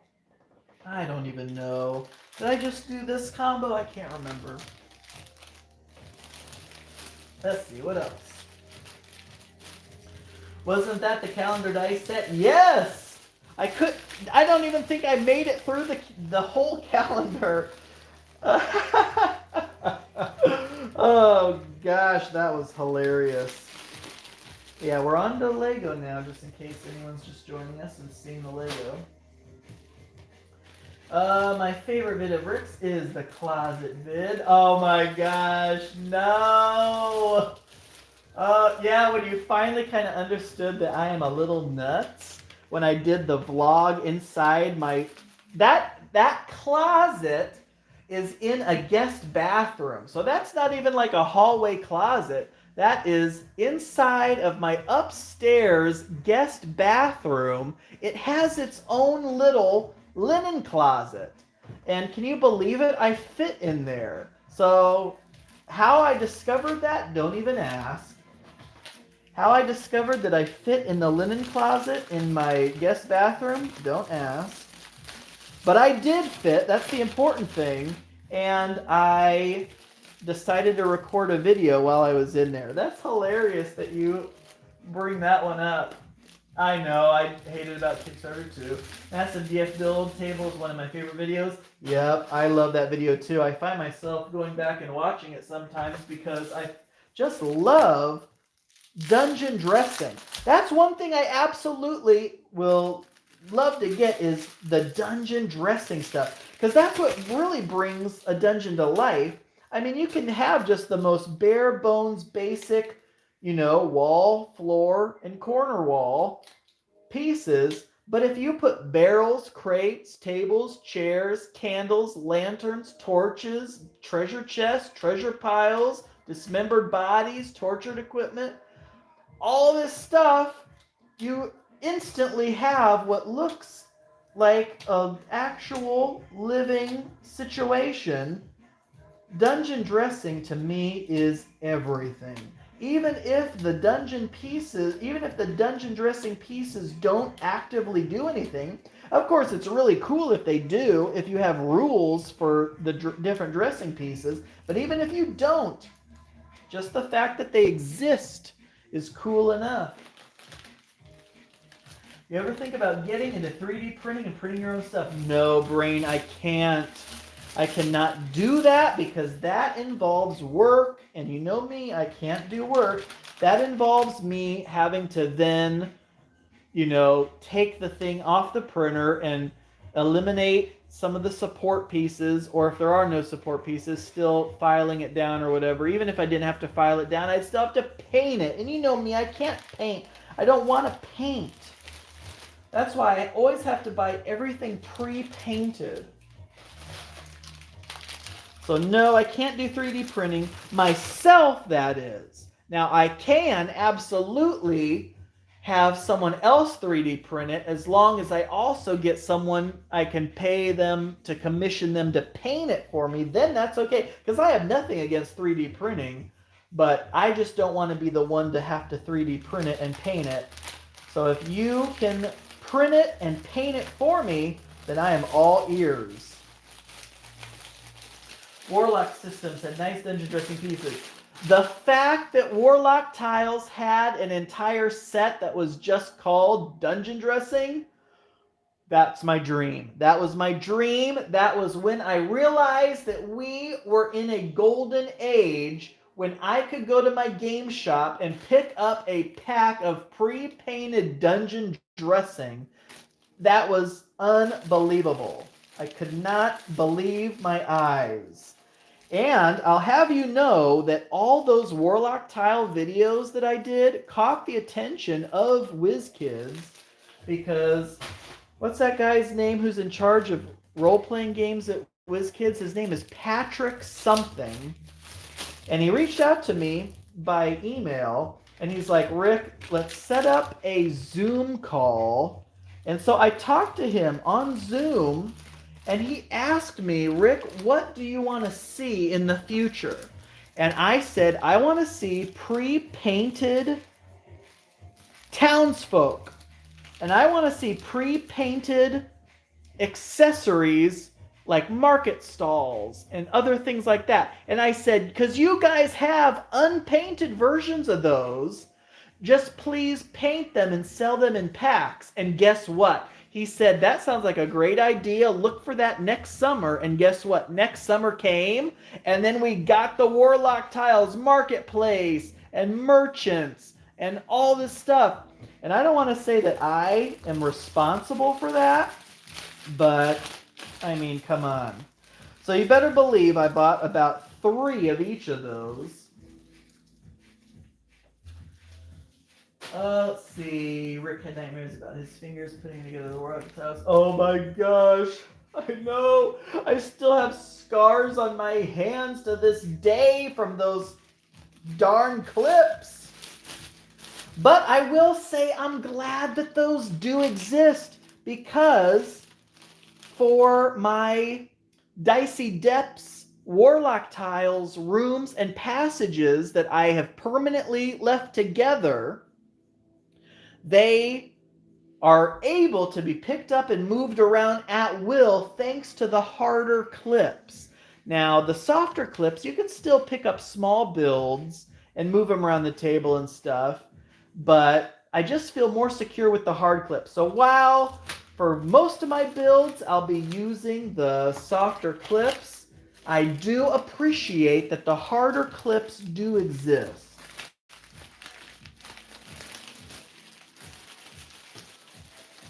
Yes.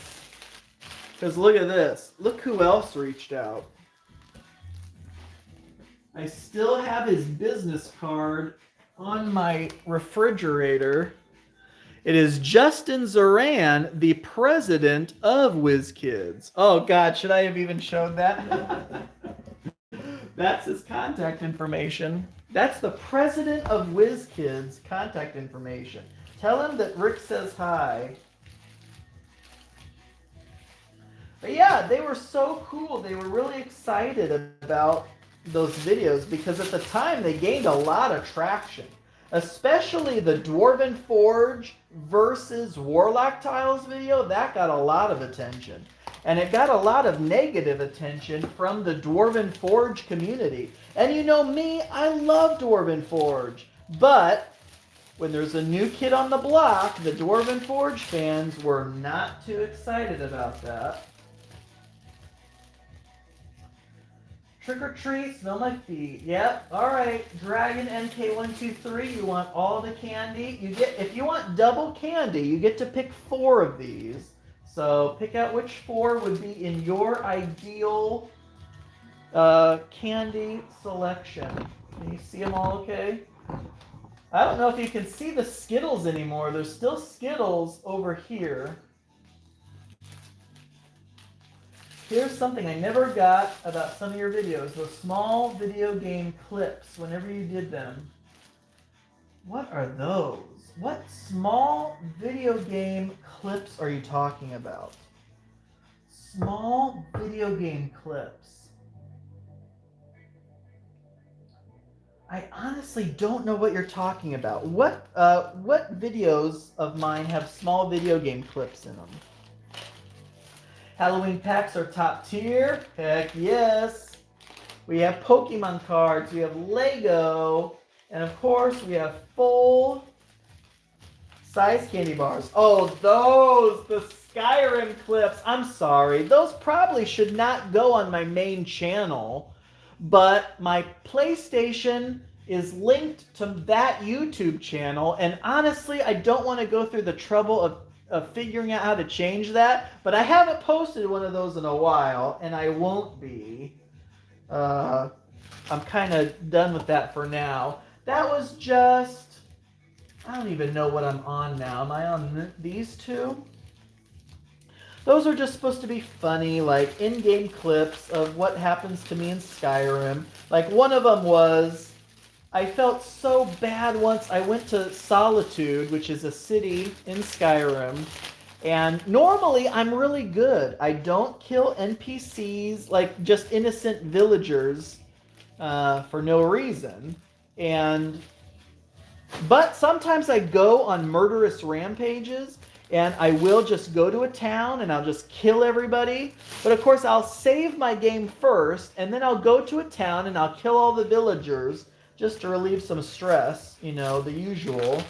But I accidentally did that, and then I saved over my last game save file, and I had gone in and out of buildings multiple times, so all of my autosave slots were completely full. So, and the last real save before that one was so long ago I could not go back to it. So that one clip of me in Solitude was how those people react to me now whenever I go back there. Some people are like, I hope the wilds claim you. And I'm like, geez, I'm sorry. I only murdered like half the people in the town and you have all this hostility toward me. But that other one clip of me falling, like I fell off a mountain, and normally when you fall, you hit the ground and die.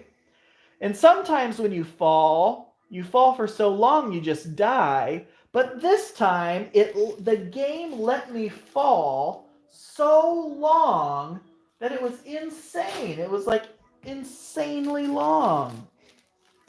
But I know, I get it. Those are super random. Dying goats.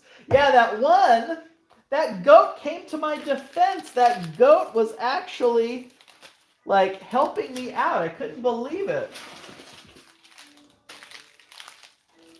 All right, what do we have? I think you did a couple clips of Skyrim. Yep, I did. I know. And believe me, they didn't get the best reception. Snickers, Crunch, Kit Kat, Reese's. Yes, good choice. I love the thing. Those are hilarious. Sometimes I go on Murder Sandwich. Well, and I do. Because it's so much fun. I'll be honest, I play Skyrim all the time. Like, if I was not doing this right now, I would probably be playing Skyrim right now.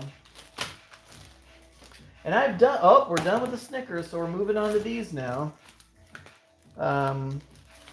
Let's see. I know, right? It looked like a dang rag doll. Just bump, bump, bump, bump all the way down the mountain. It was hilarious. Let's see. How's the battery looking? All right. Give me just a sec. I need to grab my battery pack. It's right over here.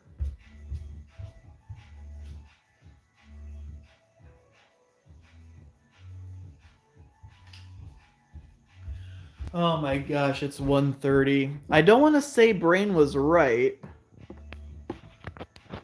but no, Brain can't be right. I need to finish this tonight. Because what's the alternative? I finish it tomorrow. And how lame is that? Well, I guess tomorrow is today because it's 1:30 a.m. here, but okay, here we go. This will get much easier, I think, when it's just straight up candy. When I have to grab 4 candies at once. Oh no! I have been putting all of the Lego ones that I've been doing in the pile with the Pokemon cards, instead of putting them into their own bucket. Oh my gosh. This is what I get for doing something at 1:30 in the morning. Okay, is that all of them? I think so. Oh my goodness. Stop obsessing with perfect bags. Just rip through them. I know, but I can't. And I'm sure I'm messing up here and there, probably. Which is not a big deal. I don't even remember where I am now. I think we're here. I think we're at M&M's and Hershey's. Ha ha ha! I know. No, you're not slowing me down. I mean... If it wasn't for you guys, I wouldn't even be doing this probably. I'd probably just say, I was like, what is my alternative? I could just put the bags together as people get to the door. But I was like, no, don't do that. So instead, what are we on? Hershey's and Twix now? Okay. We can do this. And there's less Lego. Don't forget, there's less Lego than there was Pokemon. So we will get through the Lego faster than we got through the Pokemon.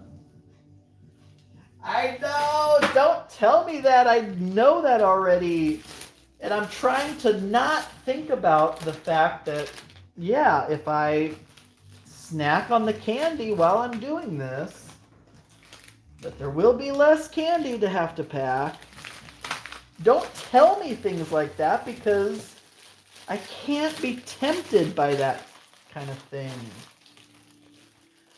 I'll be honest, since I got this candy, I did eat a single piece of it like a couple days ago. I had one of these. I had one of these Hershey cookies and cream bars. Because, it was just staring at me, and it looked like the most delicious thing I'd ever seen in my entire life. And so I had to crack into one. Can you believe it? We got through all the Pokemon cards, and I did not open a single piece of candy. I'll be honest, as time goes on, it is getting harder and harder. I can't see how a Lego pack would equate to a Pokemon card pack. I'd be interested to know if you have a bunch of Lego packs left over. Oh my gosh, so what are you saying? Are you saying that you think then that the Pokemon cards are going to be more desirable than the Lego? Now the only reason I did this was because the Lego was actually more expensive. This Lego pack was more expensive than the Pokemon cards. Because the Pokemon card pack, I got a booster box I got 2 booster boxes from my local game shop, and they give you a discount on booster boxes. So I only paid like $3 in change per pack, whereas this is like $5. This single little Lego thing is $5. So the Lego actually costs more than the Pokemon. But I don't know. We'll see. And I may do a follow-up. We'll see what the end score ends up looking like. Because that's what I'm going to keep track of. I am going to keep track of how many go, because this will help me for next year determine how much these things are. Did I open a Pokemon pack? No, I have not opened a single pack of Pokemon cards. I almost thought about it because it seems like those people who open packs are just ruling social media online. Like if you know, there's Twitch streams and YouTubers who open packs and they get insane amounts of views. But honestly, I don't know. I just don't think it's for me. I'd have the meanest stomachache the next day after making these bags. Oh my gosh. You know what gave me a stomachache the other day? Was I had a friend of mine hire a clown to come deliver a dozen donuts to me. We have this and I don't know if they're nationwide or if it's just a regional chain. It's called Hertz Donut. Like, kind of that funny saying, like, Hertz Donut, but it's Hertz Donut, and they sell donuts. And they hired a clown to deliver a dozen donuts to me.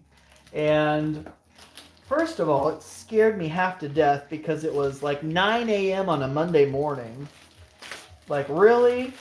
And I'm at home because I'm working from home. I work for PayPal, in case you didn't know. And I see this clown standing outside my front door at 9 in the morning. I'm like, are you kidding me?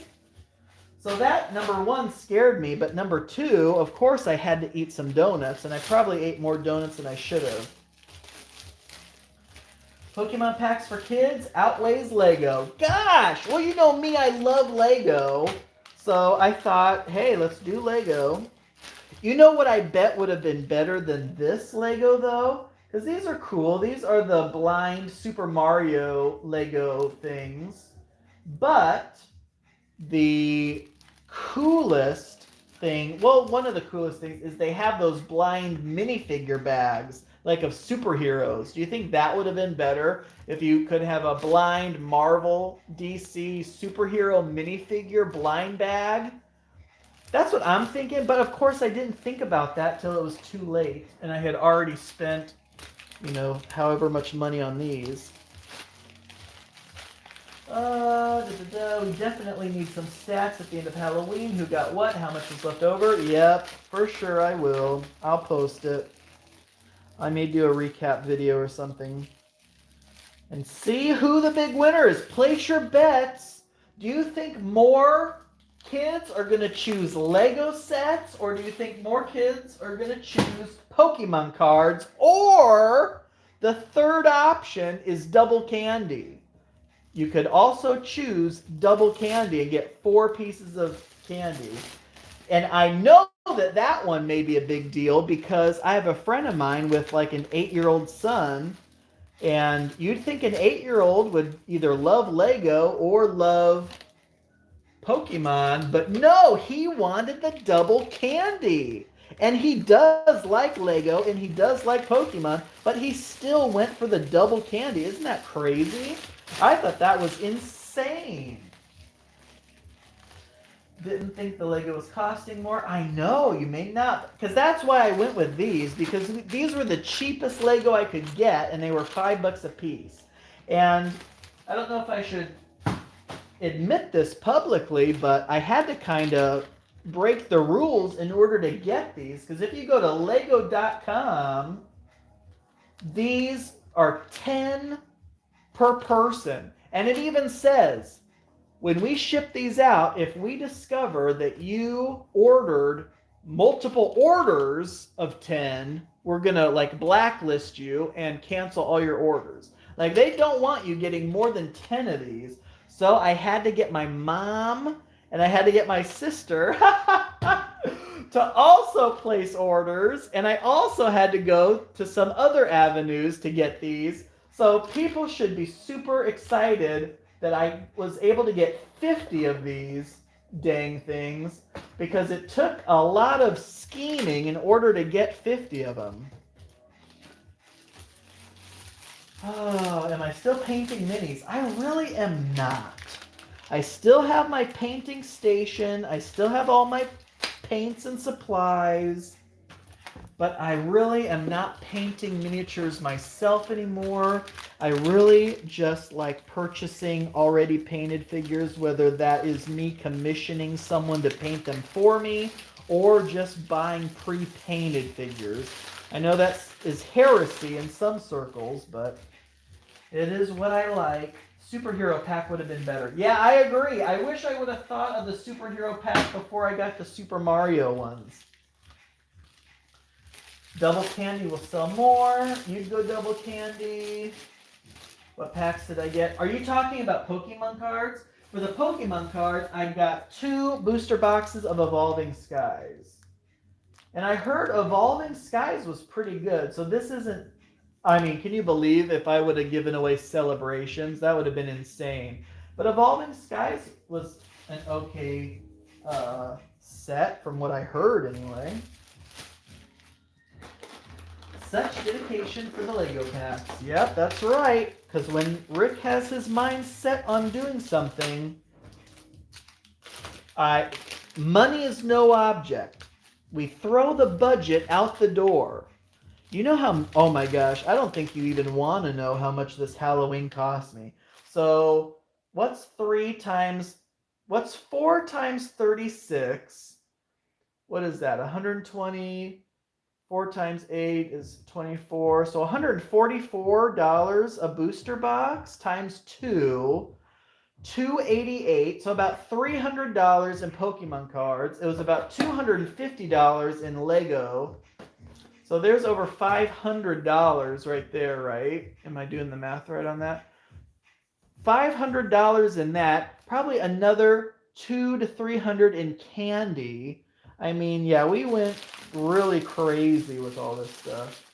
And to think, like, what I would have done was just pick up a couple of those variety packs of the fun size candy for, $10, $12 a bag. Grab a couple of those bags and call it a day. But no, I have to do things the crazy way. So, let's see here. Breaking the rules. I know, I'm a Lego outlaw, exactly. A Lego maniac. Had to visit the Lego black market. Mm-hmm. The Mario Lego has special tags on them. They work with electronic Mario, so it keeps track of score and stuff when you defeat them. Oh my gosh, no kidding? That's really cool, actually. I love that. That is very cool. You kind of need good vision to paint minis. Yep, that's true. Evolving Skies might win out over Lego. A bunch of kids near this area were bought out by scalpers. Oh my gosh, yes. The scalpers, the Pokemon scalpers for Evolving Skies. No boxes anywhere. And a local game store now has a box reserved each set for kids only. Wow, that's cool that they do that. My friendly local game store knows that I got these not to resell, but to literally just give away.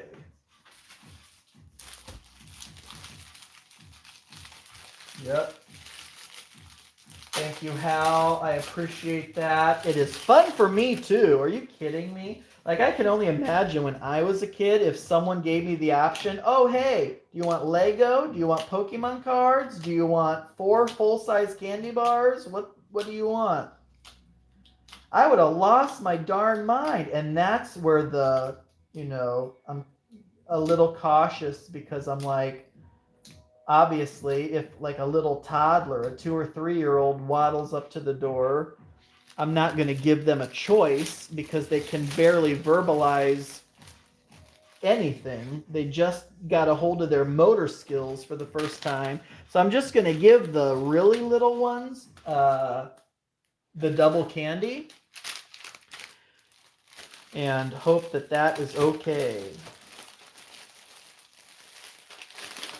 If this were me, these kids would only be getting M&Ms, Kit Kats, and Lego. The rest would be for me. Wow, you give them the Lego, huh? And Kit Kats, what are you saying? Are you saying that you are not a Kit Kat fan? Oh my gosh, look how delicious this looks. I would love to crack this open right now and just go to town on a Kit Kat.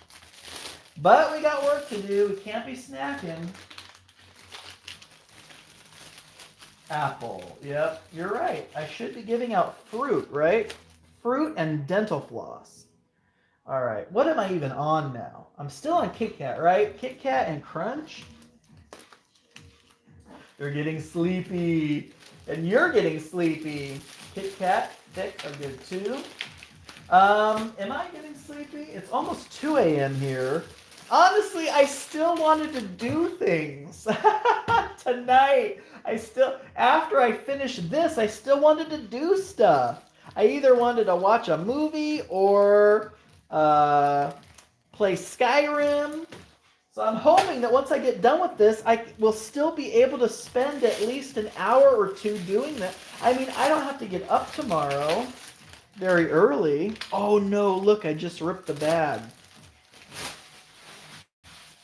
That's 1 casualty down, and we can't afford to lose these bags. I think if I counted it out right, I'd only have a couple bags to spare. But I don't know. What do you think? You think that after I finish these, I'll still have any time left over to do anything at all? I don't know. But I mean, this weekend went by so fast. Yesterday was Friday. I was at work. I had a game night last night. Also, did you guys see on my other channel, I got a new Ford Bronco? 2021 Ford Bronco First Edition. They are impossible to get. And so I picked that up on Thursday, and so I've been learning how to drive that beast. And,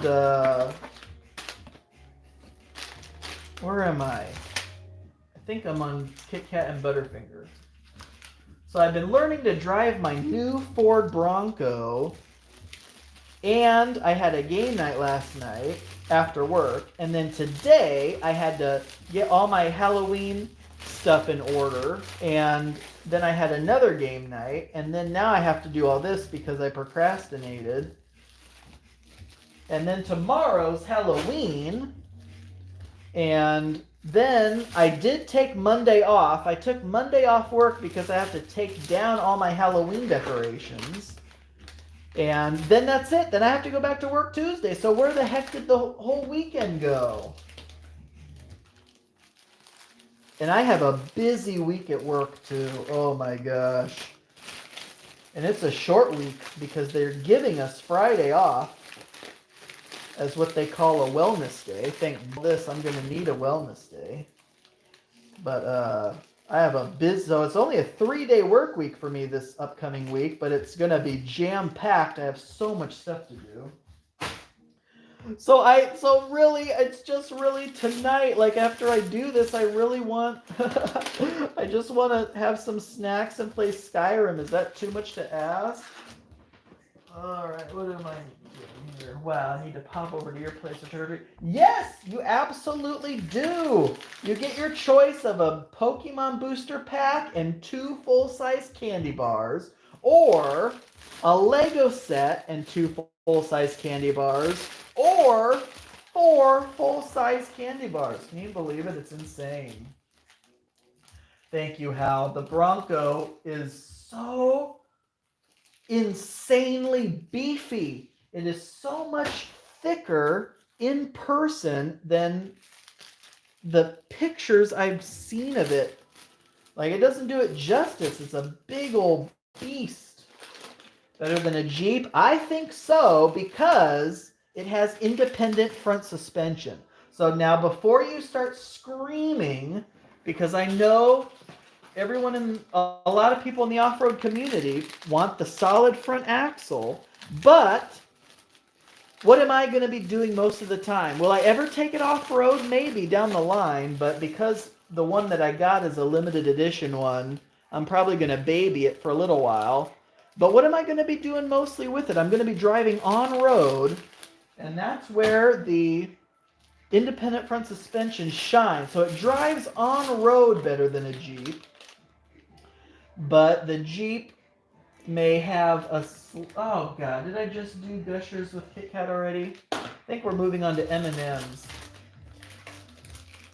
But you mentioned the Gladiator, and actually, that's actually what I was thinking about getting if the Bronco did not work out. The Bronco was my number 1 choice, but the Jeep Gladiator was my number 2, because I do love trucks, and I loved the unique look of the Gladiator. I think the Gladiator does look really cool. So that would also be a solid choice. Yep, Hal, you also like the Gladiators? I do too. They just, I don't know, to me they look really cool. Did I just do this? Oh God, what did I just do? Okay, I think I did that. So we're back to M&M's and Skittles. Peanut butter cups. Yes! We got it all, folks. Time to go to Rick's with a closet full of costumes and a quick change. That's so funny. Someone from the game night tonight said that same thing. They're like, they're just going to have a bunch of different colored sheets and walk up to the porch as a ghost under a sheet and just keep coming back under a different colored sheet 5 or 6 times. I joke around with people and I say, yeah, stop by early and often. Honestly, I'll be interested to see. This is the most that I've ever had in terms of how many goodie bags there will be. But I've run out so many times. I've run out often enough that I have had to put this out front, and I don't ever want to have to put this out again. Because kids seem to take no for an answer. I think I said this earlier, but on more than one occasion, I've run out and I've turned my front porch light off. And you would think that would be the end of it. No front porch light means no candy. But I think just based on the fact that I do have a lot of crazy decorations up, people thought, oh, well, he must still be passing out stuff, right? No, unfortunately, I'm all out. I'm sorry. Yep, the Gladiator. That was my other choice because it just looks so freaking cool.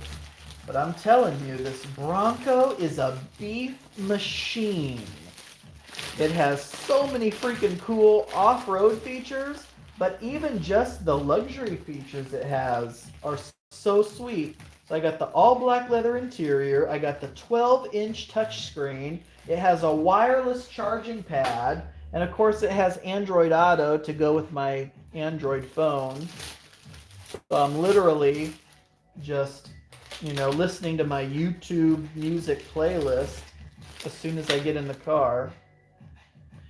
Okay, so what else do we have? What are we on now? I can't even remember where I'm at. Did I already do Butterfinger? Oh God, I cannot remember. I don't like Halloween. Every time I open the door, kids give me candy.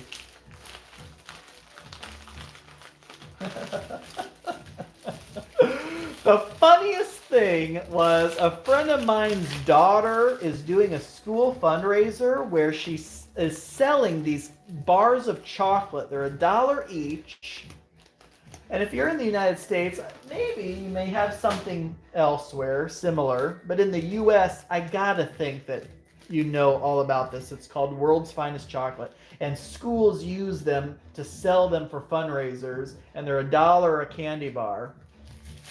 Wouldn't that be hilarious if you went door to door on Halloween selling the residents your candy? So they would, be giving you candy for Halloween, but you're actually showing up to their door and asking them if they want to buy a candy bar from you. I thought, that's really turning the tables. I don't know if I did a Baby Ruth or not with the M&Ms. Hummer was out of the question. Well, that new Hummer, that all-electric Hummer, oh my gosh, that thing is a beast. But it's not going to be delivered for like another year or more. And I've already been waiting. Of course, I put my reservation for the Bronco in over a year ago. Back in July of 2020 is when I put my reservation in. And back then, they hadn't even announced that a new Hummer was coming out. So it wasn't until I had already put that in there. But if you ask me which one would I go for, I would still say the Bronco. Why? Because I've been waiting for this Bronco since 2016.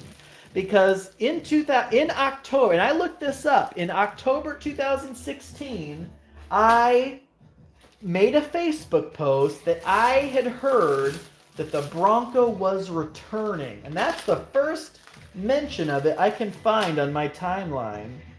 And at that point, I was all in. That's what I wanted. That's what my next vehicle would be. And so I waited 5 years. So that was in 2016. 4 years later, in 2020, it was officially revealed. And then another year and a half later, it finally got delivered. Oh my gosh. I just have an absolute pile. I have a mess right next to me of all these bags. Oh no, I just ripped another bag. See, you got me all fired up about the Bronco now. Girl Scout cookies. Yeah, see, that would be the same thing. You go door to door selling Girl Scout cookies on Halloween, but unfortunately they don't do Girl Scout cookies until when? February or something like that? Okay. See that next year, now you mentioned it. Want some chocolate, buy some chocolate. Yep, exactly.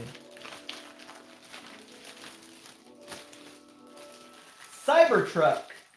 Without wait times, I'd go Cybertruck, Hummer, Gladiator, Bronco. Oh my gosh, brain, what the heck? You have that completely backwards. Except maybe not with the Gladiator. I mean, I see the Cybertruck though. No. I am not interested in that. I think it looks kind of it definitely looks unique, but gosh, I don't know. Of those four, I would go Bronco, Hummer, Gladiator, Cybertruck.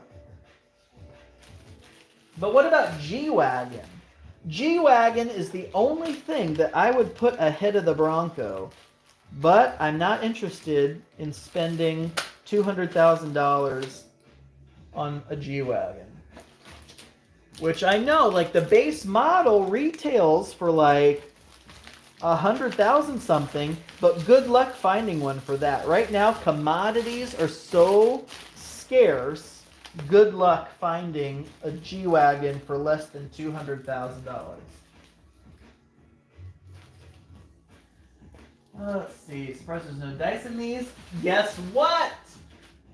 That's funny you mentioned that, because 2 years ago when I also did Pokemon and Magic the Gathering booster packs, for getting all of those booster packs from my local game shop, they gave me like 50 20-sided dice. And I ended up giving, my idea was to give those out to my favorite costumes. So every time someone came up to the door with a really cool costume, I would give them a 20-sided die.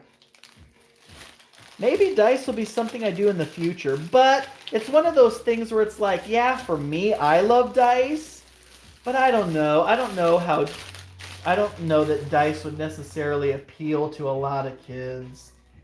That's just wishful thinking on my part.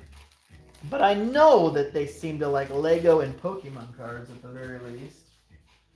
Oh yeah, my local game shop fully supports me. I support them.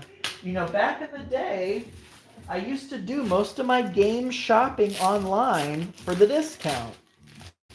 But I'll be honest, over the past couple years, I've been almost exclusively at my local game store because they've been great. I do get a 20% discount there when I have my reward points, but they're also just awesome people. And I get it right then and there that day. That's the other thing. I don't have to wait for anything to be shipped.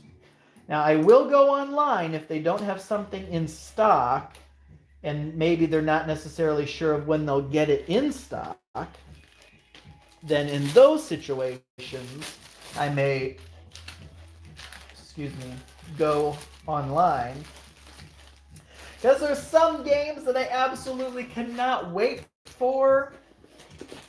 The Red Cathedral was one of them. I absolutely had to get a copy of the Red Cathedral.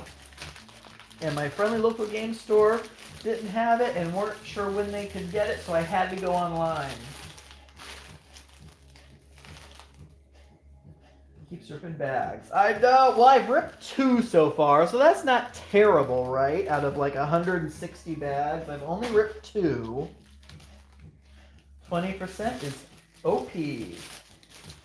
Yeah, but you gotta spend a lot to get that discount, though. But of course I do. There's definitely no concerns that I make up that discount sometimes in a single purchase. I rarely do Kickstarter, never order online, always brick and mortar, gotta support them. Yep, I absolutely agree. But like I said, sometimes if they don't know when something is gonna come in, I do sneak to a website and order it online. But I do always check with my friendly local game store first and then go online if I absolutely have to. Do you have nerds? Because give a set of nerds and then a link to the D&D promotion for kids. Perfect time. Well, no, if you're talking about the candy nerds, no, I don't. I don't have the candy nerds. But every time someone mentions a candy like that, it makes me want to eat a piece of candy. I'll be honest. Because a little box of nerds sounds so good right now. We're almost done with a box of candy. I know, we're almost completely out of Hershey's cookies and cream. But also this other variety box, but of course there's 2 more of those. Can't buy Dwarven Forge at the... Yeah, that's also true. You can't get Dwarven Forge at your friendly local game store anymore. Can you believe back in the day you could get Dwarven Forge at your friendly local game store? Back in the day, oh my gosh. Well, this one doesn't count because it's only just barely ripped. So I'm still going to use it because the rip is going to be above where I do the twist tie. But back in the day, in late 2000, early 2001, so we're talking 20 years ago, you could actually go to your friendly local game store and get... I don't know what we're on. Did I already do Crunch and Skittles?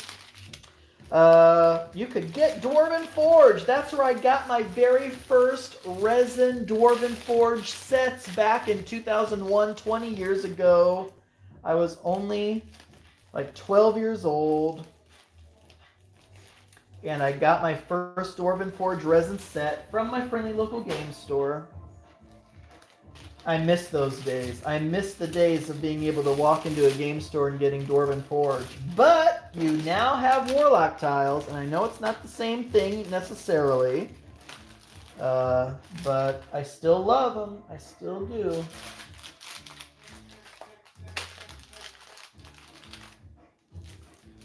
Let's see.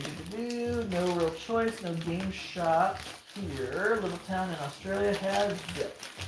Yeah, I totally get that. I definitely understand when you just don't have a choice in those cases. I mean, what else can you do? Oh my gosh.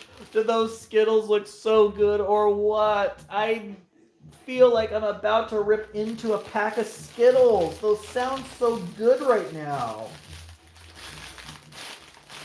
Focus, Rick, focus. We can get through this. We're almost done with the Lego. Can you believe it?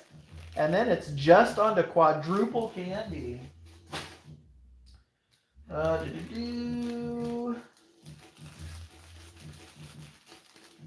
Yes, that was real. No, they absolutely distributed through retailers back in the day.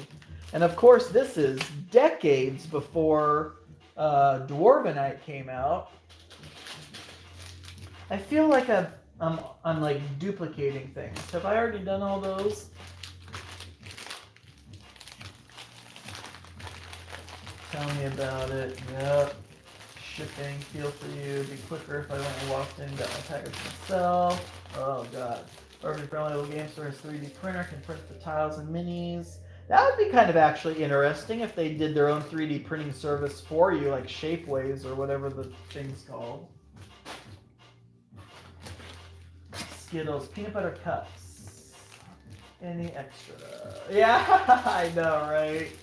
I'll be interested to see what we have left after tomorrow.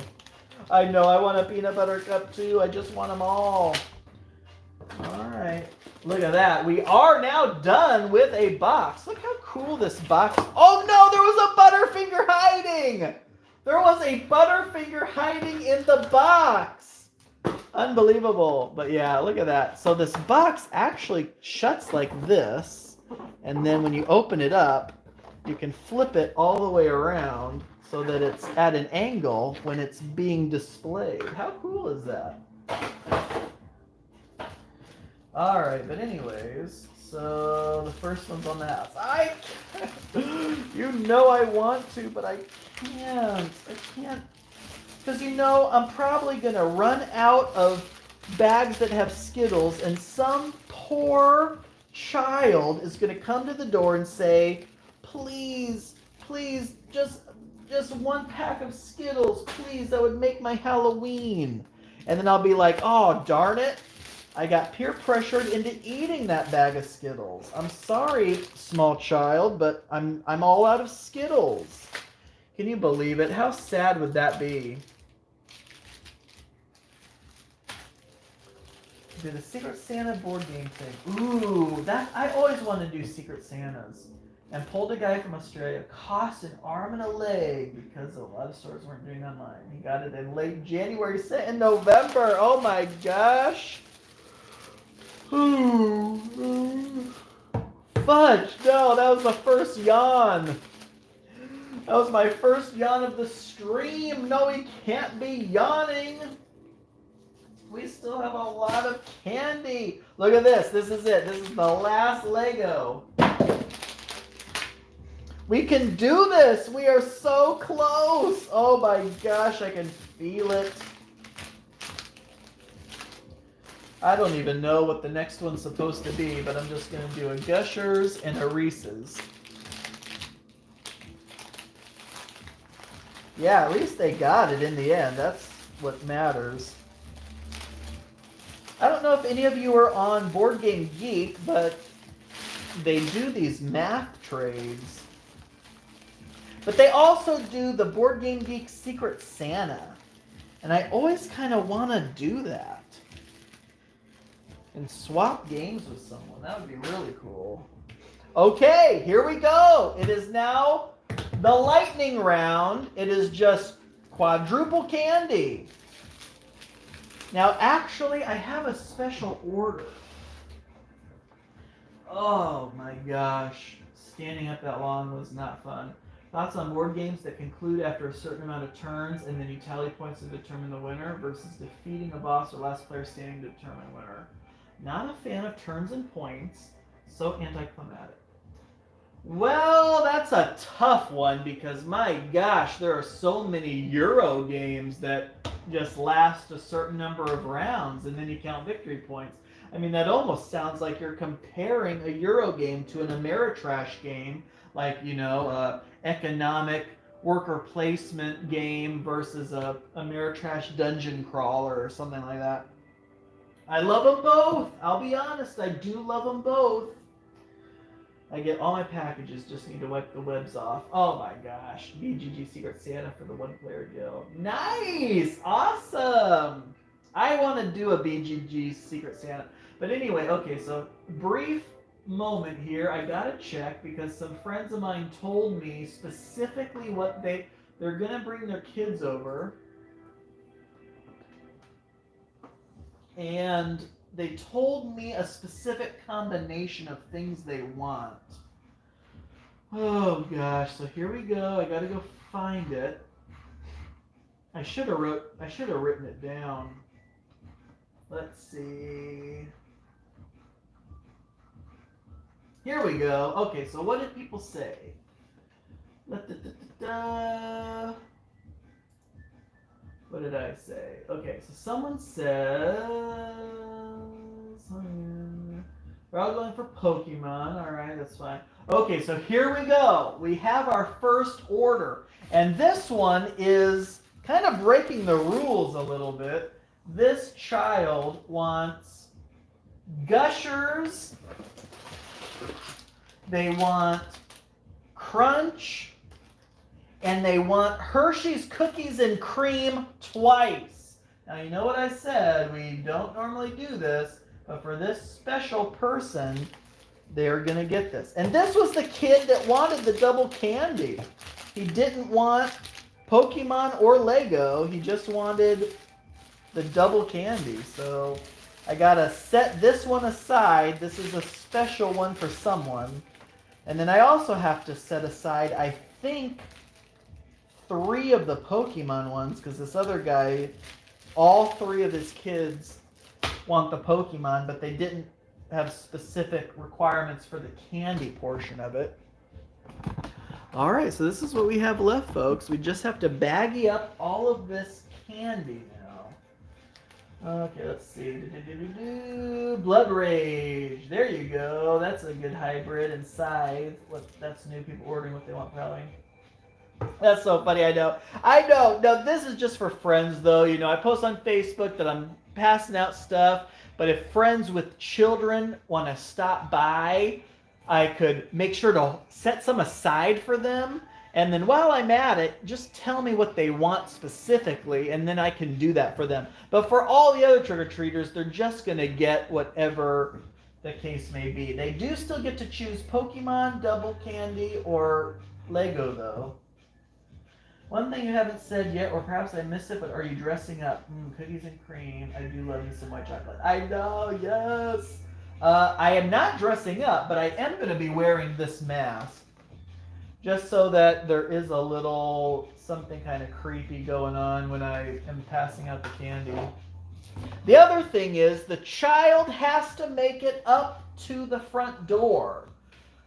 There's a lot of kind of spooky things around there, and like I have one of my friends whose daughter refused to get out of the car. She was in the car crying the entire time that they stopped by the other day.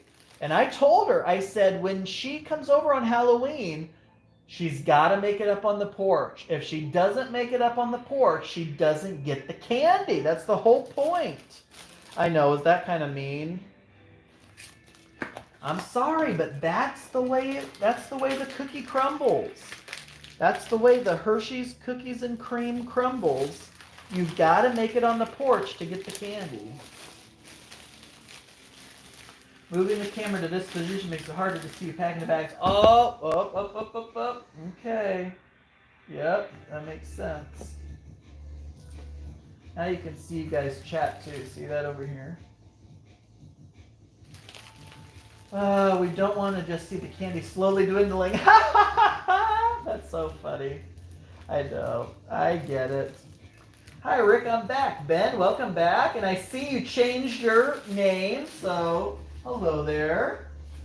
2:16 in my home. I know. That's what we're in the same time zone. That's what time it is here too. And I'm still hoping that once we get through this, that I'll still have some time left before dawn to play some video games. So what did I just do? I just did those. I guess I'll do these. I'll just go one over each time. Please show us the pile of finished bags, or is that spoilers? Do we have to wait till the end of the stream so we have to watch to the end? Well, you know what? Before you said that last part when you said please show us the pile of finished bags, I was just about to show you. But then when I read the rest of your comment, that will be a reward for watching the whole thing. Now, that is going to be a reward for those watching the whole thing. Or if you do have to go to bed now, that's fine. Or if you have something else to do, that's fine. You know, when this gets added to the my YouTube page, once it's no longer live, you can go back and look at it again. You can just skip to the end. But yeah, I'll show them off at the end. 6:17 p.m. Sunday. No way. Oh my gosh. Man, so that means people must be trick-or-treating there right now, right? 6 p.m. on Halloween. So people are trick-or-treating as we speak where you are, right? I need another pile though. I need piles for the actual candy so I don't get them mixed up.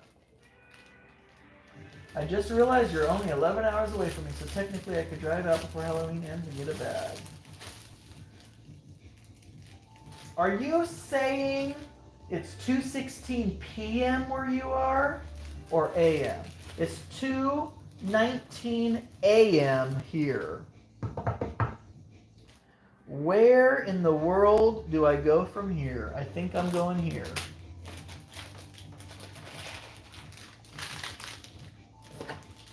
Oh no, God, that's the second time I've yawned. Come on, Rick, we got a lot of candy to bag it here. Watching for 2 hours, yes. How? Watching for 2 hours? How long have I even been live for? Yeah, basically 2 hours, 2 hours, 20 minutes. That's funny, since I jinxed it earlier saying you wouldn't finish. That's exactly right. You did. You absolutely did. Not really. Halloween isn't really big here in Australia. Isn't that interesting? Over the past few years, I've gotten a few kids, but no more than 10. Wow, okay. It is getting bigger, though, since I'm from Canada originally, where it is big. Yep. Midwest here. Dragon, awesome, in Illinois. AM in Winnipeg. Yeah, there you go. So, Ben, we are the same. We are the same because it's 2:20 a.m. for both of us. Okay, let's do these. And midnight here, Yuma, Arizona. Very cool. Tasmania, Australia.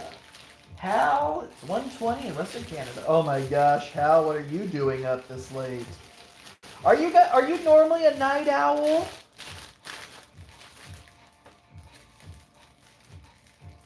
I typically am.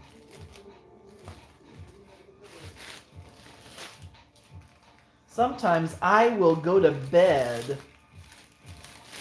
around the time that another YouTube streamer friend of mine starts streaming in the AM. If you guys are interested in ever watching someone who's really good at paint miniatures, I know there's so many mini painters out there, but if you look up Tony Aguilar, Aguilar, Tony Aguilar, he uses his first and last name just like I do. He paints 15 millimeter historical figures for DBA 3.0. If you're familiar with that, tabletop war game. De Bellis Antiquitatis, DBA 3.0. I've never played it. I really don't ever plan on playing it, but I love watching him. He posts battle reports and he also paints his own figures. And he's a hilarious guy. He has a great personality. And he lives in Florida. And sometimes he will do early morning paint streams when it's like 5 in the morning over there. And, you know, it'll be 4 in the morning here. And so sometimes I'll be going to bed around 4 or 5 a.m. and he'll be painting. So I'll pop into his chat to tell him good night, good morning.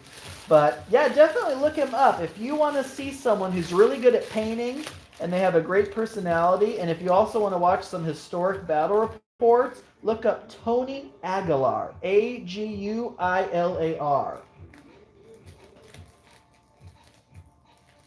No, you drug me in.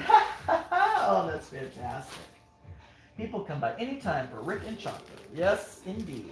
And I wish Rick could have some chocolate. Rick is about ready to cave. I feel it coming on. I'm about ready to open up a piece of candy. If I yawn one more time, I'm going to have to open up a piece of candy. That's the deal. And I'm about to run out of bags. I have one more pack of bags, and then that is it. And I'm like piling these bags up over here now because I have, you guys are not going to believe the pile of bags that are over here on the, next to all these buckets.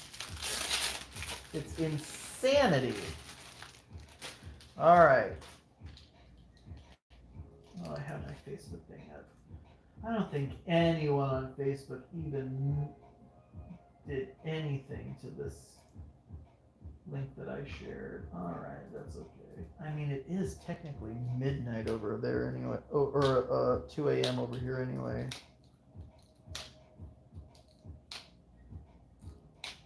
Use old socks for bags. You know, that would kind of go with the theme of creepy, you know, decrepit, gross, old things. Just use old socks as Halloween bags. All right, what's the next 4? I don't even know. I guess we go back to this. We're about done with the Hershey's cookies and cream, though.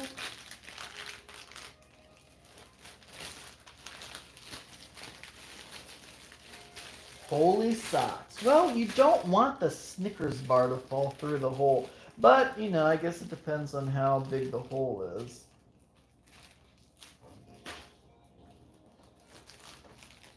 See his collection. He probably has a few hundred dice bags he can use. Ah! Don't even! I don't want to give up my dice bags. But you're absolutely right. I have a ton of dice bags, which is hilarious because I rarely travel with my dice. And I have most of my dice stored in other ways. So I just have a drawer just full of dice bags that I rarely ever use. But I still collect more. You know, that doesn't stop me. Just because I have numerous amounts of something that I never use doesn't stop me from collecting more of those things. All right, we're going Kit Kat, M&M's, Twix, and Skittles. Maybe if I say it out loud, I'll remember where I left off.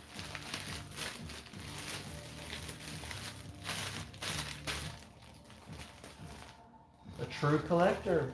Yep, that's right, 100%. Someone asked, like, are you more of a collector or a gamer? I'll be honest, in the beginning I was more of a collector because I was just after any kind of a game that was... When I started collecting games, they were all old. And saying the thing out loud did not do anything because now I don't even remember where I was. I think I'm going to go M&M's, Twix, Skittles, and Butterfinger. But in the beginning, I was all about old fantasy games. And when I say old, I mean like 70s. 70s and 80s, classic sword and sorcery fantasy-based games. And that's what I was collecting. And I really wasn't playing those. I'll be honest, some of those are hard to play. If any of you are familiar with Avalon Hill War Games and stuff, there were a bunch of fantasy ones. But my gosh, those rule books read like some kind of, I don't know, engineering novel, like with all these codes and numbers and sections and stuff. Now we're doing Twix, Skittles, Butterfinger, and Crunch. Bring the Skittles closer to that opening, please. They look too good to be left that far away. Yeah, I know. And there's not many left. Folks, we are running out of the Skittles. And guess what? I won't be able to have any Skittles if I pack them all away. And guess what? We only have a few Twix left also. Unbelievable. Well, I got a mid-morning stuff to do, so I should get some rest. Dragon, thank you so much for stopping by. I can't tell you how much I appreciate it. So yes, you absolutely need to get some rest. Hal, there you go, Magic Realm. That was one of the key cornerstones of my collection that I still have to this day, but I've never played it because, good Lord, that rule book. But it's not impossible, and there's a lot of good resources online to help you through the rules. Have you ever played it? Growing up, never had a lot of cash to get games, but now I'm older and married, still don't have the cash. See, I'll be honest, that's kind of why I have collected Lego a lot in my adult life. Because when I was young, I loved Lego. And my parents actually did a pretty good job of getting me Lego, but once I got my own paycheck, I was like, okay, I am going to be all about getting my own Lego. All right, so this is Butterfinger, Crunch, Reese's, and Gushers. Or those old FASA games like Star Trek and Battletech. Yes! Battletech. I had a game night tonight with a guy, a friend of mine, and he is one of my friends who actually would be considered a gamer. He's organizing a Battletech league. He is all about Battletech. And honestly, I kind of wish I was into Battletech too, because big old mechs, and you have the loadout sheets with the custom weapons and armor and all that, and marking off where you get hit and damaged. Oh, that is just so cool. I love it. Now we're doing Snickers, Reese's, M&M's. Oh my gosh, that doesn't count as a yawn. I stifled that yawn. That did not count as a yawn. It gets addictive. Yep, exactly. And that's why I don't do it anymore. Any game that comes into my collection now is one that is going to get played.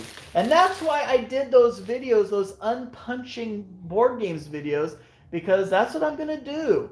It keeps me honest, because if I get a game, I have rules now. I have to learn the game and unpunch the game and get it ready to be played before I can get any more games. The cool factor. Battletech is huge right now. Is that right? I wondered where this resurgence was coming from. What do they mean by battle report in war games? That just means like a gameplay video, a playthrough. So you can watch a battle actually being played out. Kind of like if you watch me play The Bloody Inn, but you would watch these guys play a war game. And I do like those. Like I said, my friend Tony Aguilar posts DBA 3.0 battle reports. And I don't know much at all about DBA. And I also just I'm not all that interested in historical wargaming. But I love a good battle report. I love watching miniature armies clash, roll dice, take casualties. I don't care what the genre is or what the game is. I will watch it for sure. And again, it's better when you're watching someone with a hilarious personality and is also very knowledgeable. Doesn't count as a yawn. Passed over some chocolate and we never saw it. Well, all right. You want chocolate? What did you say you wanted? Did you say something? Did you say you wanted a specific kind of chocolate? You did that. That's for Fields of Mana. Yep, that's right. I absolutely did. And you know, some of the same friends of mine who submitted armies were some of the same people who came over the last 2 days for my pre-Halloween game nights. And one of them was like, she almost wished we were playing Battlefields of Mana because she wanted to play the army she submitted in real life. And I said, oh my gosh, that sounds awesome. But of course, this pre-Halloween game night, I had already really wanted to curate it specifically for Halloween with spooky games and stuff like that. So we didn't end up doing that. But I'm glad that she was interested in that, and I'd never even thought of that as being something that she would want to do, to play a war game like that in real life. But yeah, she was actually really interested in it. Yeah, Hal, I remember that. I remember your army that you submitted. That was a close game, too.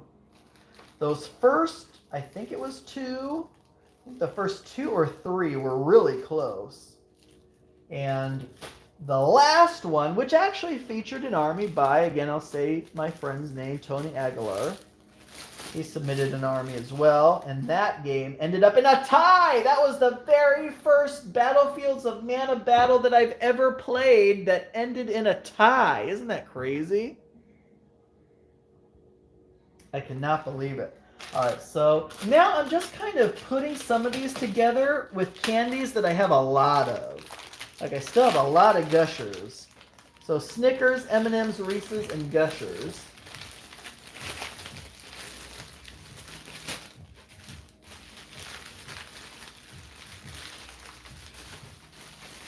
I'm trying to make it so that they stand up, but not on their side. I know, you'll just tell me, don't bother with that and just do it. I know, because we're nearing the finish line. Can you believe it? How long have we been doing this for? It's after 2:30 now. I started right about at midnight, so that should keep us on track. I started this at midnight Central Time. Honestly, for me, time has kind of flown. I can't believe it's been 2.5 hours. And it's thanks to doing this live. Otherwise, you know what? I'm going to have a lot of extra candy. Because I am about out of bags. 2.5 hours, that's exactly right. 2.5 hours of packing candy, probably 3. When all's said and done, and I continue to go off on tangents and stuff, probably a good 3 hours of packing these candy bags. Man, we had a lot of Snickers. Isn't that crazy? I didn't think we had that many Snickers. Well, I mean, I knew we had a lot of Snickers, but we always started out with Snickers. And yet, we still have a ton of Snickers left, it looks like. We're going to need a battle report on the trick-or-treat session. Yep, I will. I'll do a recap of what happened and who the casualties were, and if there were any children who refused to make it onto the porch. I have a remote control. I have several animatronics out there that'll pop up or jump out. And I have a remote control so I can, look through my doorbell camera. And as soon as someone gets to checkpoint A, we'll activate that guy. And then the kid comes a little further up. Okay, now activate that guy. And we just kind of keep doing that. And it doesn't have to be me with the remote. Like, I could be at the door giving some kids candy while one of my friends who will be over will activate the remote on the other ones. But that's the rule. You gotta make it up to the porch in order to get the rewards. Send the extras to your minion elves that stuck with you all night. Yeah, absolutely. Let me know which, what the preferred combination is. I think you may have told me earlier, but I can't remember. There's going to be a lot of these. Crunch, Butterfinger, Snicker, and Gusher combinations. Because that's what we have the most of left.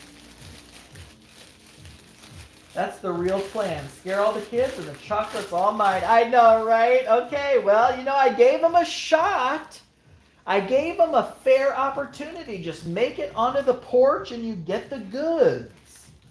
But, unfortunately, not a lot of them were able to do that. So, what's a guy to do? I gotta, you know, we can't let the candy go to waste. So, we gotta chow down. All right, this one's M&M's, Crunch, Snickers, and Gushers.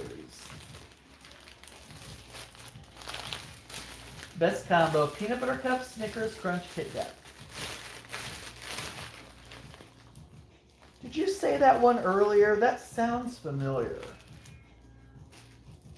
All right, so this one's going to be the Friendly Voice bag, which is going to be peanut butter cups, Snickers, Crunch, and Kit Kat. All right, this one's for you.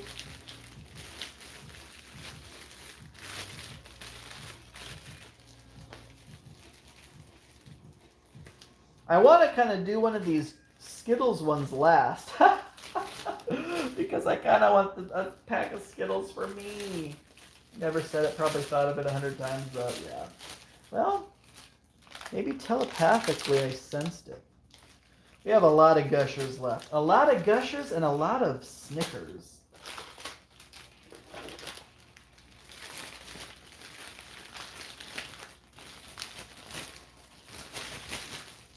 Oh, that one's all out of order.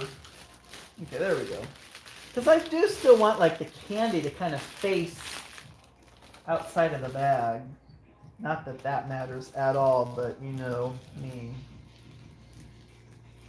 All right, here we go. We're down to, like, the last 4 bags. Look at all this candy we have left over, even after all this. Where did I go wrong in my calculation of candy? And no, don't say it's because I wanted the rest of this for me. Twix are delicious. Strip the chocolate caramel off the top, then you have the cookie with chocolate bottom left. See, there you go. That's how you eat a Twix. Hal has got that down to a science. I actually do have some... Oh! Some are sticking together. I actually do have some more bags, but they're not these clear ones. They are orange. Do you think that's gonna confuse me when I'm handing things out tomorrow if I have 2 different colors of bags? Twix are... Okay, we already read Hal's Twix comment. Do a tier list right quick. S tier, Snickers and Skittles. What? Now, I like Snickers as much as the next person, but S tier? A tier, Butterfinger Gushers. B, Baby Ruth Twix. C, tier Crunch M&M's Reese's. You give Reese's a C? What? What? Kit Kats are D tier? Oh my gosh. Get out of here. That's insane. That is insane. I would have to go, like, Twix is S for me. I love Twix. And Reese's and Kit Kat. Like, Reese's, Kit Kat, and Twix are, like, my S tier. And then Baby Ruth, Snickers, and I don't know, maybe Gushers are A, and then M&M's and Butterfinger and Crunch are B. And what's left? I don't even know what's left. But I would definitely not call any of this C or D tier. I would reserve C and D for things like Almond Joy, or what's another thing? Three Musketeers or Milky Way. Like, I would give those C's and D's, which is why you don't see them here. Brain, go to bed, you're drunk. Yes! Brain is 100% drunk. Well, I'm out of those bags. So now all I have are these. So, should I use these or no? Snickers are quite possibly a perfect candy bar. You can't improve on them. You sound so much like a friend of mine who, he'll say that, we'll kind of argue about something and he'll be like, nope, this is perfect. It can't be improved upon. And these are facts. And I'm like, really? Okay, just plain nuts? Wait, what? What are you talking about? Just plain nuts? Frozen nuts? Am I missing part of that comment or something? What are you talking about?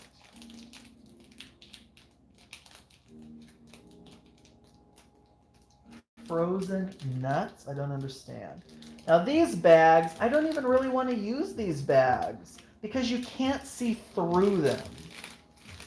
See, they're just these webs. And a big part of this whole situation was that I wanted, I guess I'll still use them. This will be the emergency reserves. If we end up needing these, this is the emergency reserve stash. And look how stupid these bags are. They're barely even tall enough to hold a full-size candy bar. So we have to twist it way at the top. How lame is that? Yep, exactly, Hal. You read my mind. These are going to be the reserves. And I hope to the good Lord we don't... Oh, but I will say the twist ties in these bags are way better than these flimsy other ones that came with the clear bags. Look at this. That's an actual twist tie versus this thing, which is just nothing. These orange twist ties are far superior.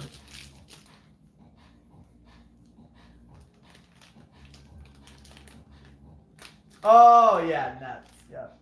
Gotcha.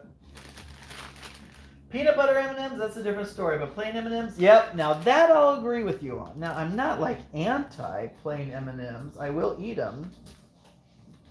But I 100% agree that the peanut butter M&Ms are the superior way to eat an M&M.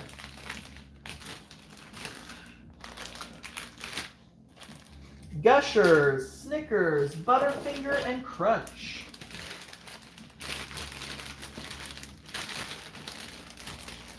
Oh my god, I hate these bags. Look at this. It gives me barely any room to twist at the top. Like, these bags were made for someone who was not giving out full-size candy bars, aka a rational, reasonable human being. All right. Well, we got to be down to the last bunch here. There's not a whole lot left. And then it'll be about 3 a.m. And you know what? I think that sounds like Skyrim time to me. I can at least get in a good hour of Skyrim if I go to bed at 4 in the morning. Alright. Next up. These are all Gushers, mostly. Gushers and Snickers. Gushers, Snickers, Reese's, and Crunch. In the future, the M&M Corporation becomes the world's only superpower after developing peanut cloning technology that allowed them to put 2 peanuts in every M&M. I feel a lot smarter having read that comment out loud. I'm like an anchor man. You just put something on the teleprompter and I'll read it. I'm Ron Burgundy. All right, no, we gotta do a Gushers. So Gushers, M&M's, Baby Ruth, and Butterfinger.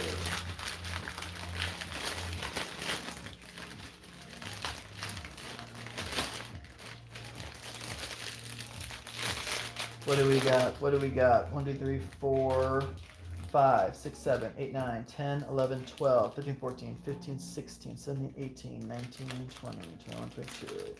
We have about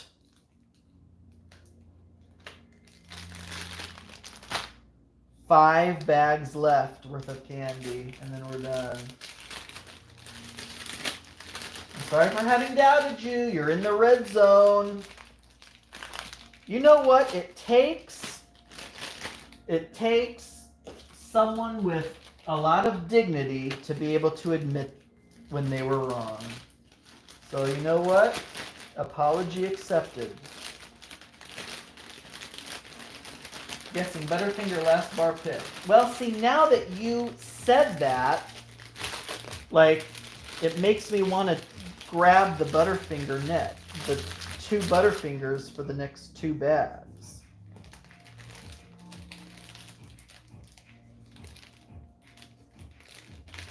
See, I don't really... I mean, these look kind of cool. They're like webbed. I don't know if you can tell the web design on them. I mean, they look kind of cool. But, and I mean, they do, I'll be honest, they do kind of look cooler than the clear bags. But at least the clear bags, you see what you're getting. All right, now, I'm very dignified then. Wife says I'm always wrong. Well, if you agree with her. Do you agree with her? Do you admit when you're wrong? That's when you're dignified. Sometimes it's just better not to argue though, right? And pick your battles, though. I'll admit I know nothing of that. All right, folks. We are getting down here. This looks like there's going to be a Gusher in every last one. You know what? There we go. I just grabbed that Butterfinger. Oh my gosh. Oh my goodness. I think we only have 2 bags worth of candy left. Those silver twist ties are the Warlock clips. Ah ha ha ha! That is the best comparison. That is the best comparison. I have to agree with her or I sleep in the car. Oh my gosh. Well, I'll be honest. If someone relegated me to go sleep in my Bronco right now, I honestly wouldn't be too upset about that. All right, we got a Skittles. We got a Gushers. We have a Kit Kat. No, we're going to do M&M's and Crunch. And what does that leave us with?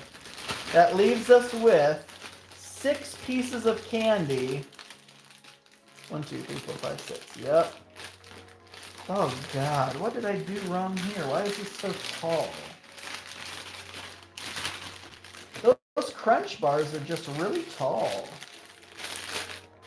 Sometimes you want to kick to the couch so you can do something stupid on purpose. Ah! So you do something stupid on purpose. That's fantastic.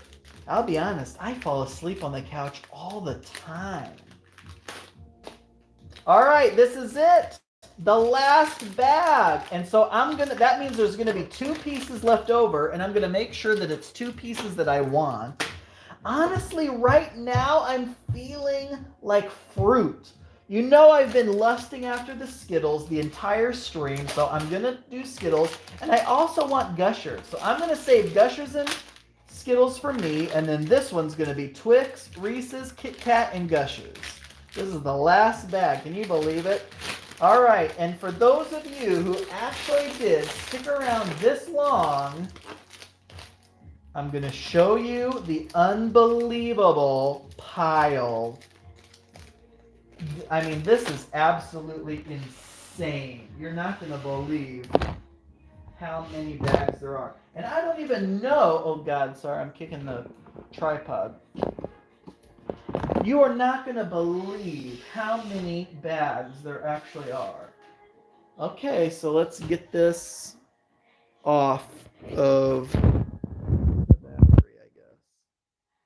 Does this still have any charge to it? No. My battery pack is now out of battery too, so it's a good thing that we're ending this where we are. Almost at 3 hours exactly. Can you believe that?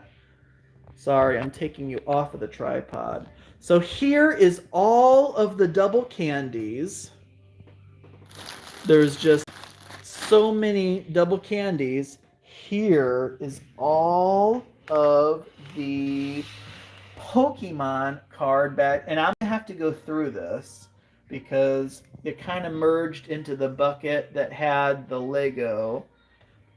But it is just an unbelievable pile of all of these dang bags. Is that not absolutely insane? So how many is that? I don't even know now. I think I had 160 clear bags. So 160 plus whatever this is. 160 plus what? 2, 4, 6, 8, 10. So about 170 bags? That's insane. Well, we're going to find out what ends up being the last. Yeah, oh my gosh, I would love to go and get some real food right now. Yeah, those would be my choices Tuesday. No seals left. No Snickers left. Yep, that's a real mess. I know it is. I gotta find a box to put them in or something. How could you have thought 50 bags would have fit in those 2 containers? I'm sorry, I don't know. I thought 50 bags would fit in 1 container. That's why I have 3 buckets. So I could put 50 in 1 bucket, 50 in another bucket, 50 in another bucket. But as you can tell, only if not that many fit in each bucket. Bigger buckets needed. Yep, story of my life. Bigger buckets needed. All right. Well, folks, that is it. So that is the crazy. Look at this. Can you believe this? We actually did it. And I have 2 pieces of candy left for me for right now.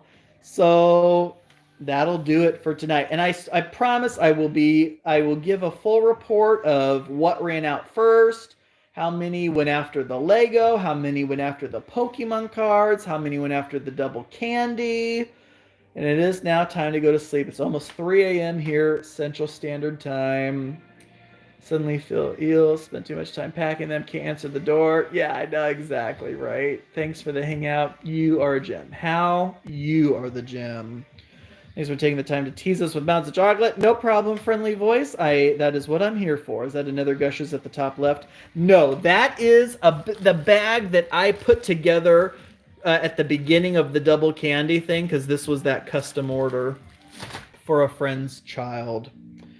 But that is it. Those are all we have left. And folks, we did it. It took us 3 hours, but we filled 170 bags of candy, Pokemon cards, and Lego. Insane.